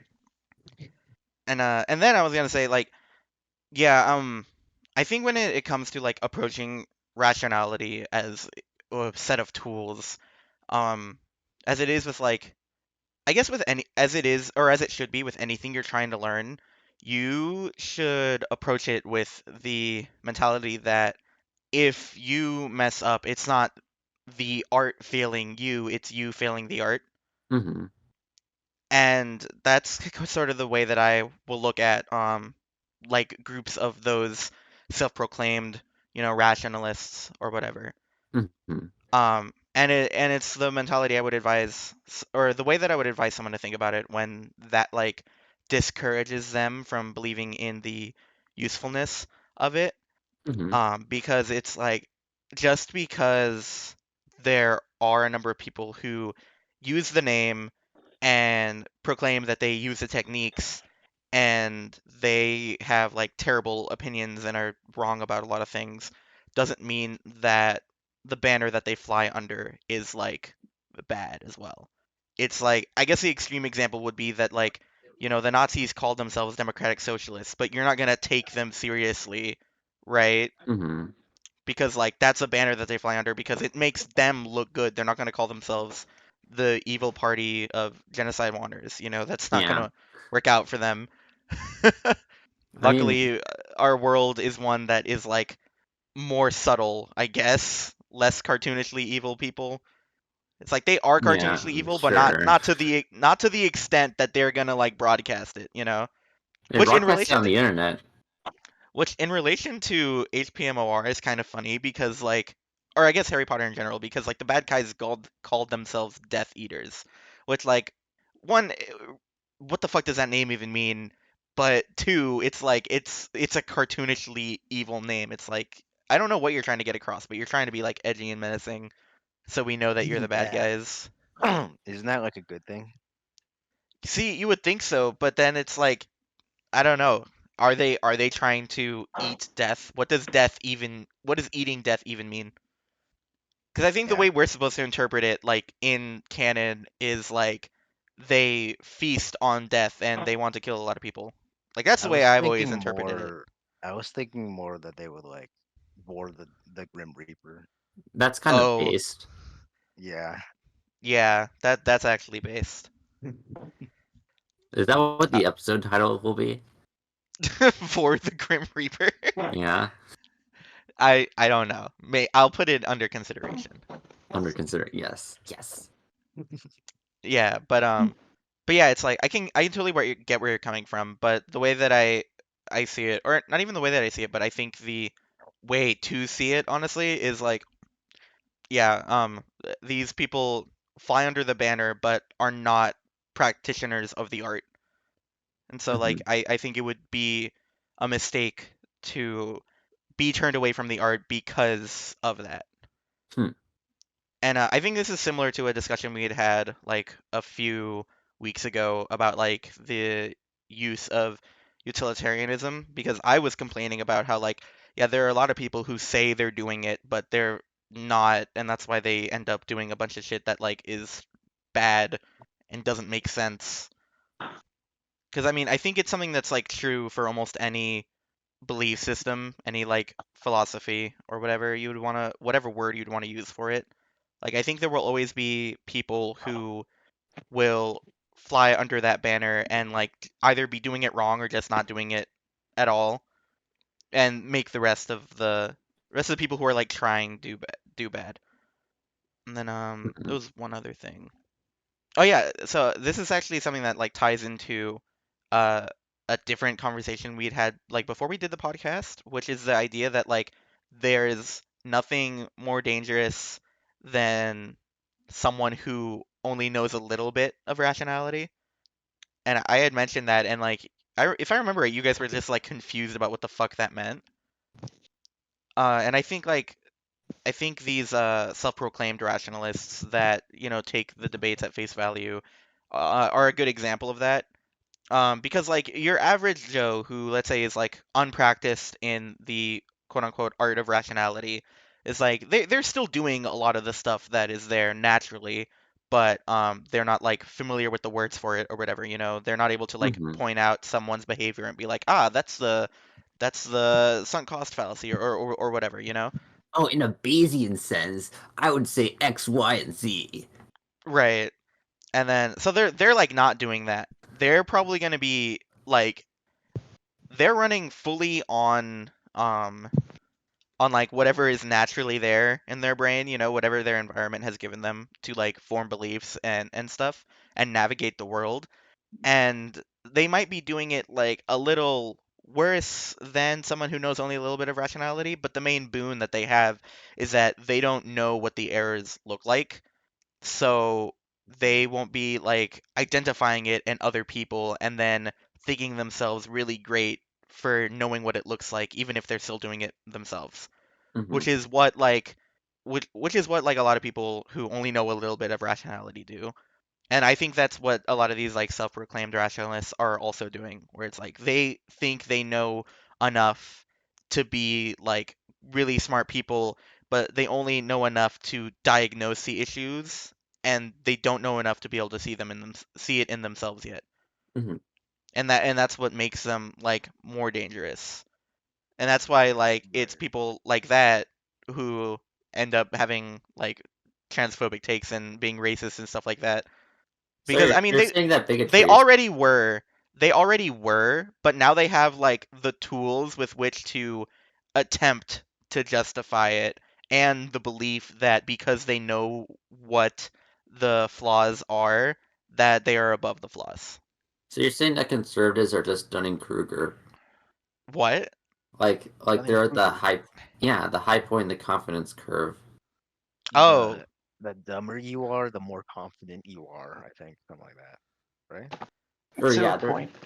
If to you're a like point. if you're like a massive expert in the field, then um, you have a lot of confidence, but you have more confidence if you basically know only the surface knowledge. Hmm. right. Yeah, Even yeah, that's conservatives exactly don't it. know the surface knowledge. Yeah, that's exactly it. So So yeah, that's why I would say like someone who only knows a little is more of a danger to like others and themselves than someone who either knows nothing or someone who knows more. Because like that's the biggest hurdle when it comes to like practicing rationality, like getting to a point you where you're not only able to like know what the mistakes are, but know enough to actually start avoiding them, to actually start getting things right.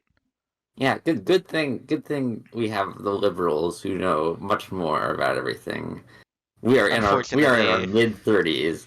We Shut understand up. everything about the world. We Shut understand up. the electoral process. We I get think I hate politics. you. Mad?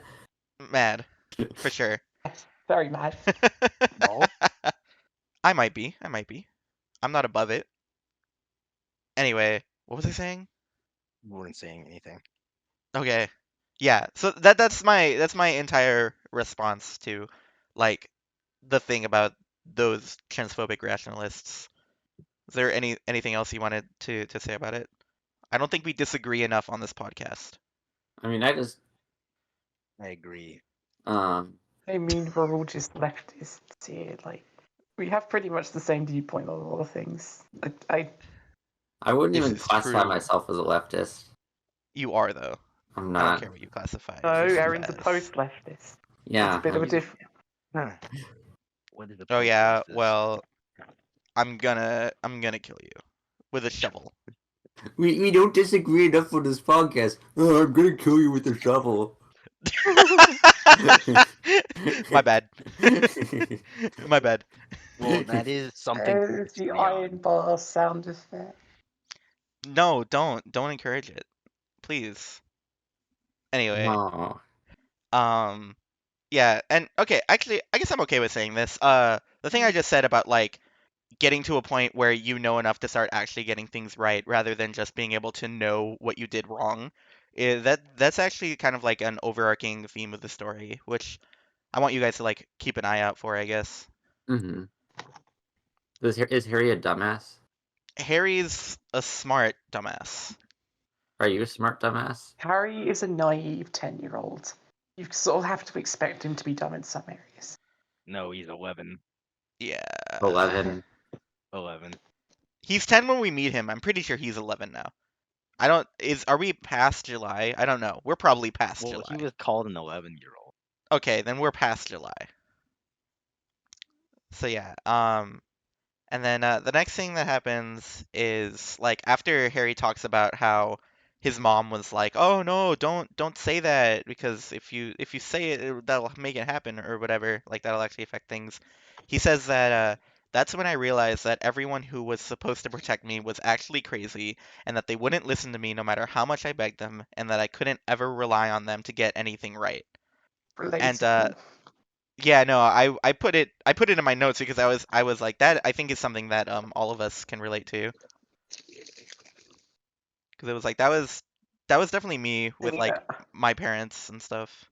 I especially relate to Harry just like having nobody to talk to because Yeah. it feels that way for me for a while, at least until I was about 15. Yeah. Yeah, that's actually yeah, let's get into that right now. I don't mind skipping around a bit. What did you guys think of like McGonagall's assessment of Harry as in like her worry about him being abused and his response that it's just isolation? Insanely fucking funny for the record. I found that relationship so good. Just the way McGonagall is like completely and utterly done with everything. He's so Yeah, cool. McGonagall is a great character. I fucking love her. But yeah, what do you guys think? Do you think her worries are justified? Do you think that Harry's explanation makes sense? Her worries Um, are justified quite well, honestly. It's just because she hasn't seen a person like Harry before, really. Yeah. yeah. It's so Yeah. like having somebody who has the basically the logic that nobody else has managed to connect for her entire teaching career in that sort of way, in very much an explosive and dare I say neurodivergent way. Right. Right. It's, it just sort of Harry is definitely alarms her. neurodivergent, to be clear. Sorry. He is definitely the autistic kid of like the entire Wisdom School, like Yeah. the autistic kid for the record. He's the The school one that's Yeah. just shooter. like absolutely legendary and figures out shit nobody even considered. He's the quiet kid. He's gonna come in with the Avada Kedavra on a broomstick and just kill like 12 people. Right. Right. No, it's Right. not that kind of autistic kid. Come on. What do you mean that kind? I don't like the implication that that is a type of autistic kid you can be. No, it is. It is. Oh, apologies then. Don't worry, I don't know myself, honestly. All right. All right. Well, I'm gonna say that when I first read it, I thought that Harry's explanation was weird.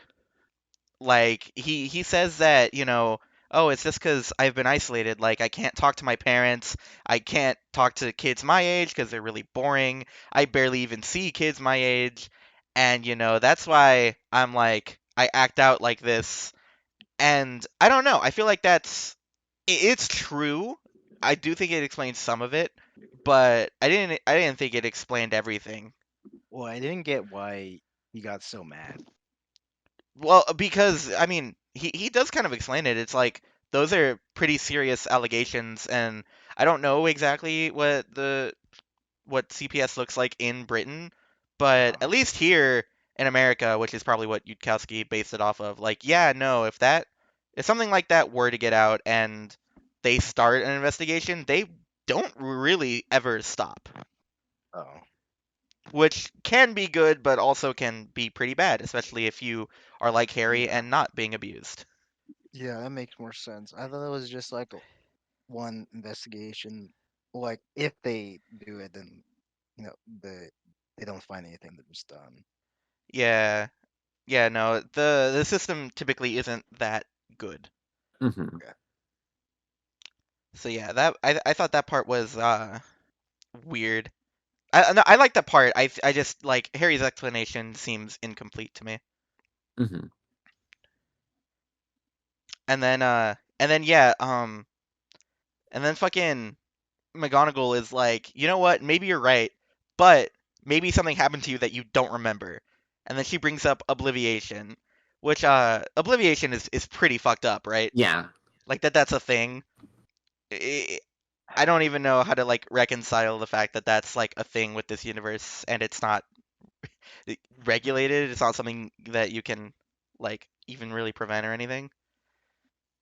I think like maybe this is just isn't a spell that should be taught, probably, but because they want to like maintain the statute of secrecy, it's probably useful on Muggles, but it's still Obscurity via obscurity, cringe. Security via obscurity is cringe. The criminals will figure it out already. So mad. okay. So you know what? I I hate want you to three-letter remember that. agents. I hate Man in Black. I want you to keep that in mind because that actually comes up again, like very. I think maybe in the next like chunk we read or like shortly after that. But yeah, keep that in mind. All of the All right, people in Wizarding still a chance. what would it? I'm debating whether to actually divulge this information because it's like it's kind of a spoiler, but it's gonna be revealed really soon, and it's always a big deal in the story. Or not like it's a big deal in a weird way. It's a world building element that we haven't been told about. It's not like a plot element. I'll leave it up to you guys. Since it's world building, does you think it's okay, or would you rather not find out yet? Personally, it doesn't matter to me. All right, Aaron, Fiora. Sure, why not? Yeah, I don't really care. Okay, all right. So, one of the parts of the AU is that there is something called the Interdict of Merlin, Hmm. which yeah, doesn't exist in canon because Merlin is only like used as a curse word in canon. But basically, before Merlin died, he established a rule that exists. It's kind of unclear. It's unclear whether it exists over the whole world or just Britain. But basically, the rule is that any sufficiently powerful magic can not be learned without being passed from one living mind to another.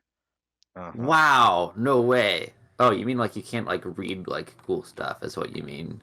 Yeah, like if you were like a powerful wizard who came up with some pretty powerful magic and you like wrote down notes on it, if you passed it on to an apprentice, the notes would not make sense to the apprentice no matter how like smart the apprentice was unless you gave them like the necessary information to cast a spell and then the notes would retroactively make sense. So Those like it's encrypted shit. yeah.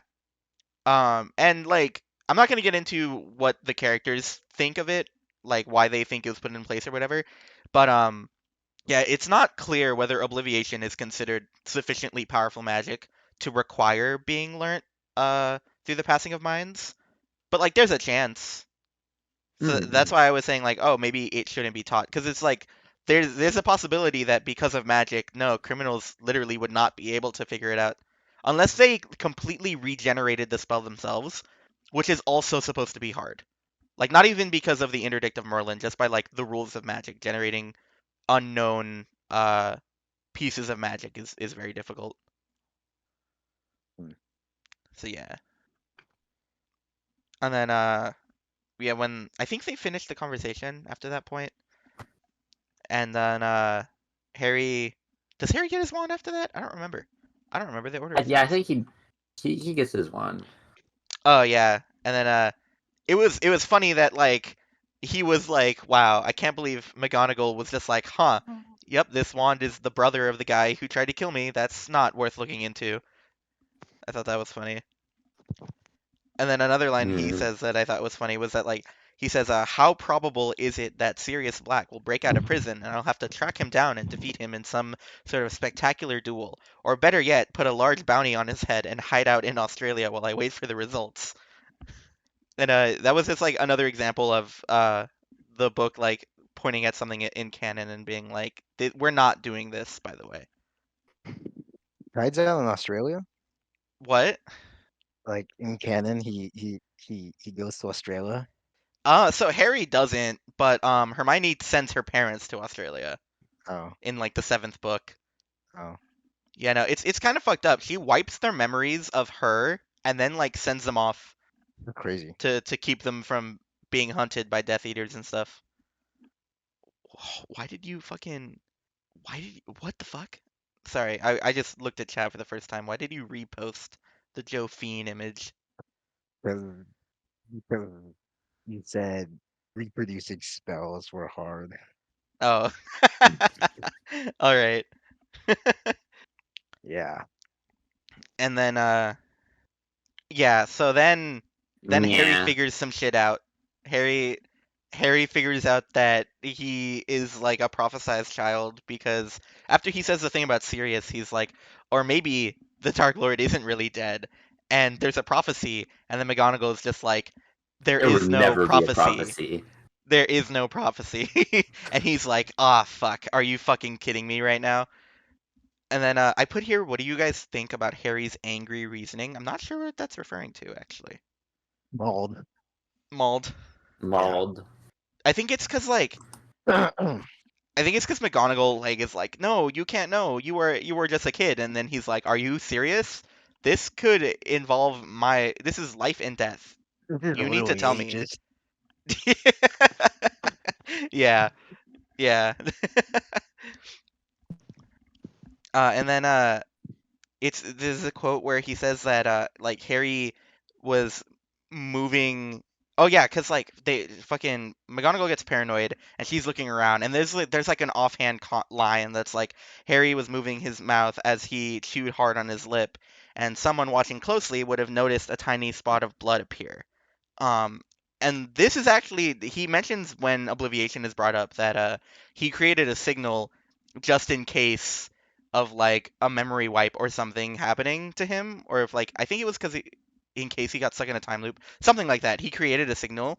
Him biting his lip is the signal. I don't know if you guys picked up on that. Hmm. Yeah, so it's meant to be like if he notices that his lip is bleeding and he doesn't remember cutting it, then like that's when his way to tell that he's been memory wiped or something. And then I was wondering if you guys had to come up with a signal against Obliviation, what would it be? Um. I mean, probably like Upload my brain online. I don't. Something tells me that wouldn't work. Why not? Well, because you can't. How? How would you do that? I mean, probably something Uh, similar. I could have scratched use myself or magic. something. I think. I feel like scratching yourself might be like a little too inconspicuous. I don't know about you guys. I get scratches all the time without having any idea where the fuck they came from. Write stuff on your body with a pen. So you're just gonna always carry around a pen. Yeah. That seems smart. Yeah. Fiora, Yeah. what signal would you create against Obliviation if you were in Harry Potter world? Dysphoria, maybe. What? Seriously, that's like the only thing that managed to get me. That's the only thing that I can sometimes remember. I don't know why I said that. Yeah. I don't even know what that means. I'm so confused. I don't even know how that would work as a signal. I guess maybe it's like well structured in our brain or something. Yeah. You That are seemed works in like it. mysterious ways. I suppose. Hmm. Okay. Moving on, I guess. Uh, and then I put here that I think Harry is showing off some incredible pessimism in like recognizing that the signal he probably came up with for fun had an application and he might need to use it like right then and there. Cause like, he came up with that Oh. shit when he was a kid and he has no reason to think it's like he'll ever need it. But then he's like, "Oh, I just found out about something that this person doesn't want me to find out about, and they are a fully trained wizard." You're like, damn, I'm a manipulator, man. How is he the manipulator man here? Because he's extracting information he is not supposed to know. Oh, you're right. You're I'm right. so smart. No way. Um, and then yeah, he finds out the rest, or not the rest of the prophecy, but he finds out that like two other people know about the prophecy as like a show of peace from McGonagall, and then he calms down, and then he's like, I was really impressed with you today. Who says that to someone?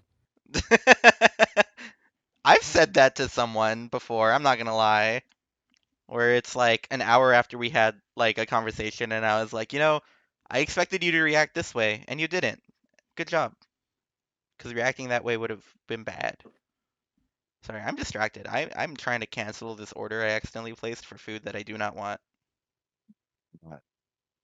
Anyway, Robert, so why yeah, do you sound like text to speech there? what? Like What? your voice actually sounded like a text to speech voice. You're like, what? Yeah. What? Huh? I'm text to speech. Text You're to text to speech. speech. What? Don't say that. Never say that again. Right. What'd she say? Cuts. We are No, taking this bit out. No, no. sorry, she's the final arbiter. I'm being censored by my I have no girlfriend. power. Can't believe this. Have you considered that you deserve it? I deserve everything bad that happens to me. I don't think that's true. I'm being serious. You deserve to be censored, though. Yeah. Right. Right. Anyway, Right. something I like so far is just that like when a chapter is like titled after a concept that Yudkowsky wants us to learn or Harry's gonna explain, it comes up like more than once. Hmm. So it won't just happen. It won't just happen the one time with the explanation and then like we move on. But then yeah, my last note here is that I thought it was a funny line when Harry says, "Thank you, Professor. It was probably too early to call her Minnie." I thought that was Mhm. funny. Hmm. I'm so sick. And yeah, that's all I have for chapter 6. So what would you guys say is like the sum of your first impression of Harry? He's Wish I could pretentious. have had that chaotic energy as a child. I Okay, missed it. so we got a positive and we got a negative. I Aaron? mean, he's just vibing. I have like not much like good or bad things to say about him. I see. All right, He that's exists fair. in this world. Does he? Yeah. My bad. I shouldn't say things like that. One of Yeah. my one of my early theories about this book when I was reading it was I was like, okay, so we're supposed to have like some allegory here with magic and coding, and the reason it doesn't make sense is that magic is a simulation. And I don't want you guys to start thinking that, because that was dumb. Fiora says, to me, Harry is just that one chaotic autistic kid who will randomly do the most dangerous shit ever, but plan it out for like several weeks so it never goes wrong. Yeah, yeah, I think that's true. All right, well then, yeah, so next time we talk about HPMOR, we will be doing chapters 7 through 12. This is Harry getting on the train and getting sorted at Hogwarts. We stop right before his first like full day at Hogwarts because that is a very eventful day. And also, it's like the chunk I just described is 30,000 words, so Right. right. Right. It's fine though. You guys have till like next week to get to it. And if it's too much, then like next time I just won't give you that much. All right, so then yeah, I mean that's it. That's it for this unless anyone else has some last minute comments they wanted to make on this chunk of HPMOR. Googlers. Very insightful. I don't think. We know. This is not news to anyone present. This is news to me. It shouldn't be. You have some things you need to work out if this is surprising. It's not, I'm afraid. Yeah. All right, well, yeah, thanks you guys for coming for this like impromptu finish wrap up of this segment. Mhm. Stop recording now. Bye bye. Do any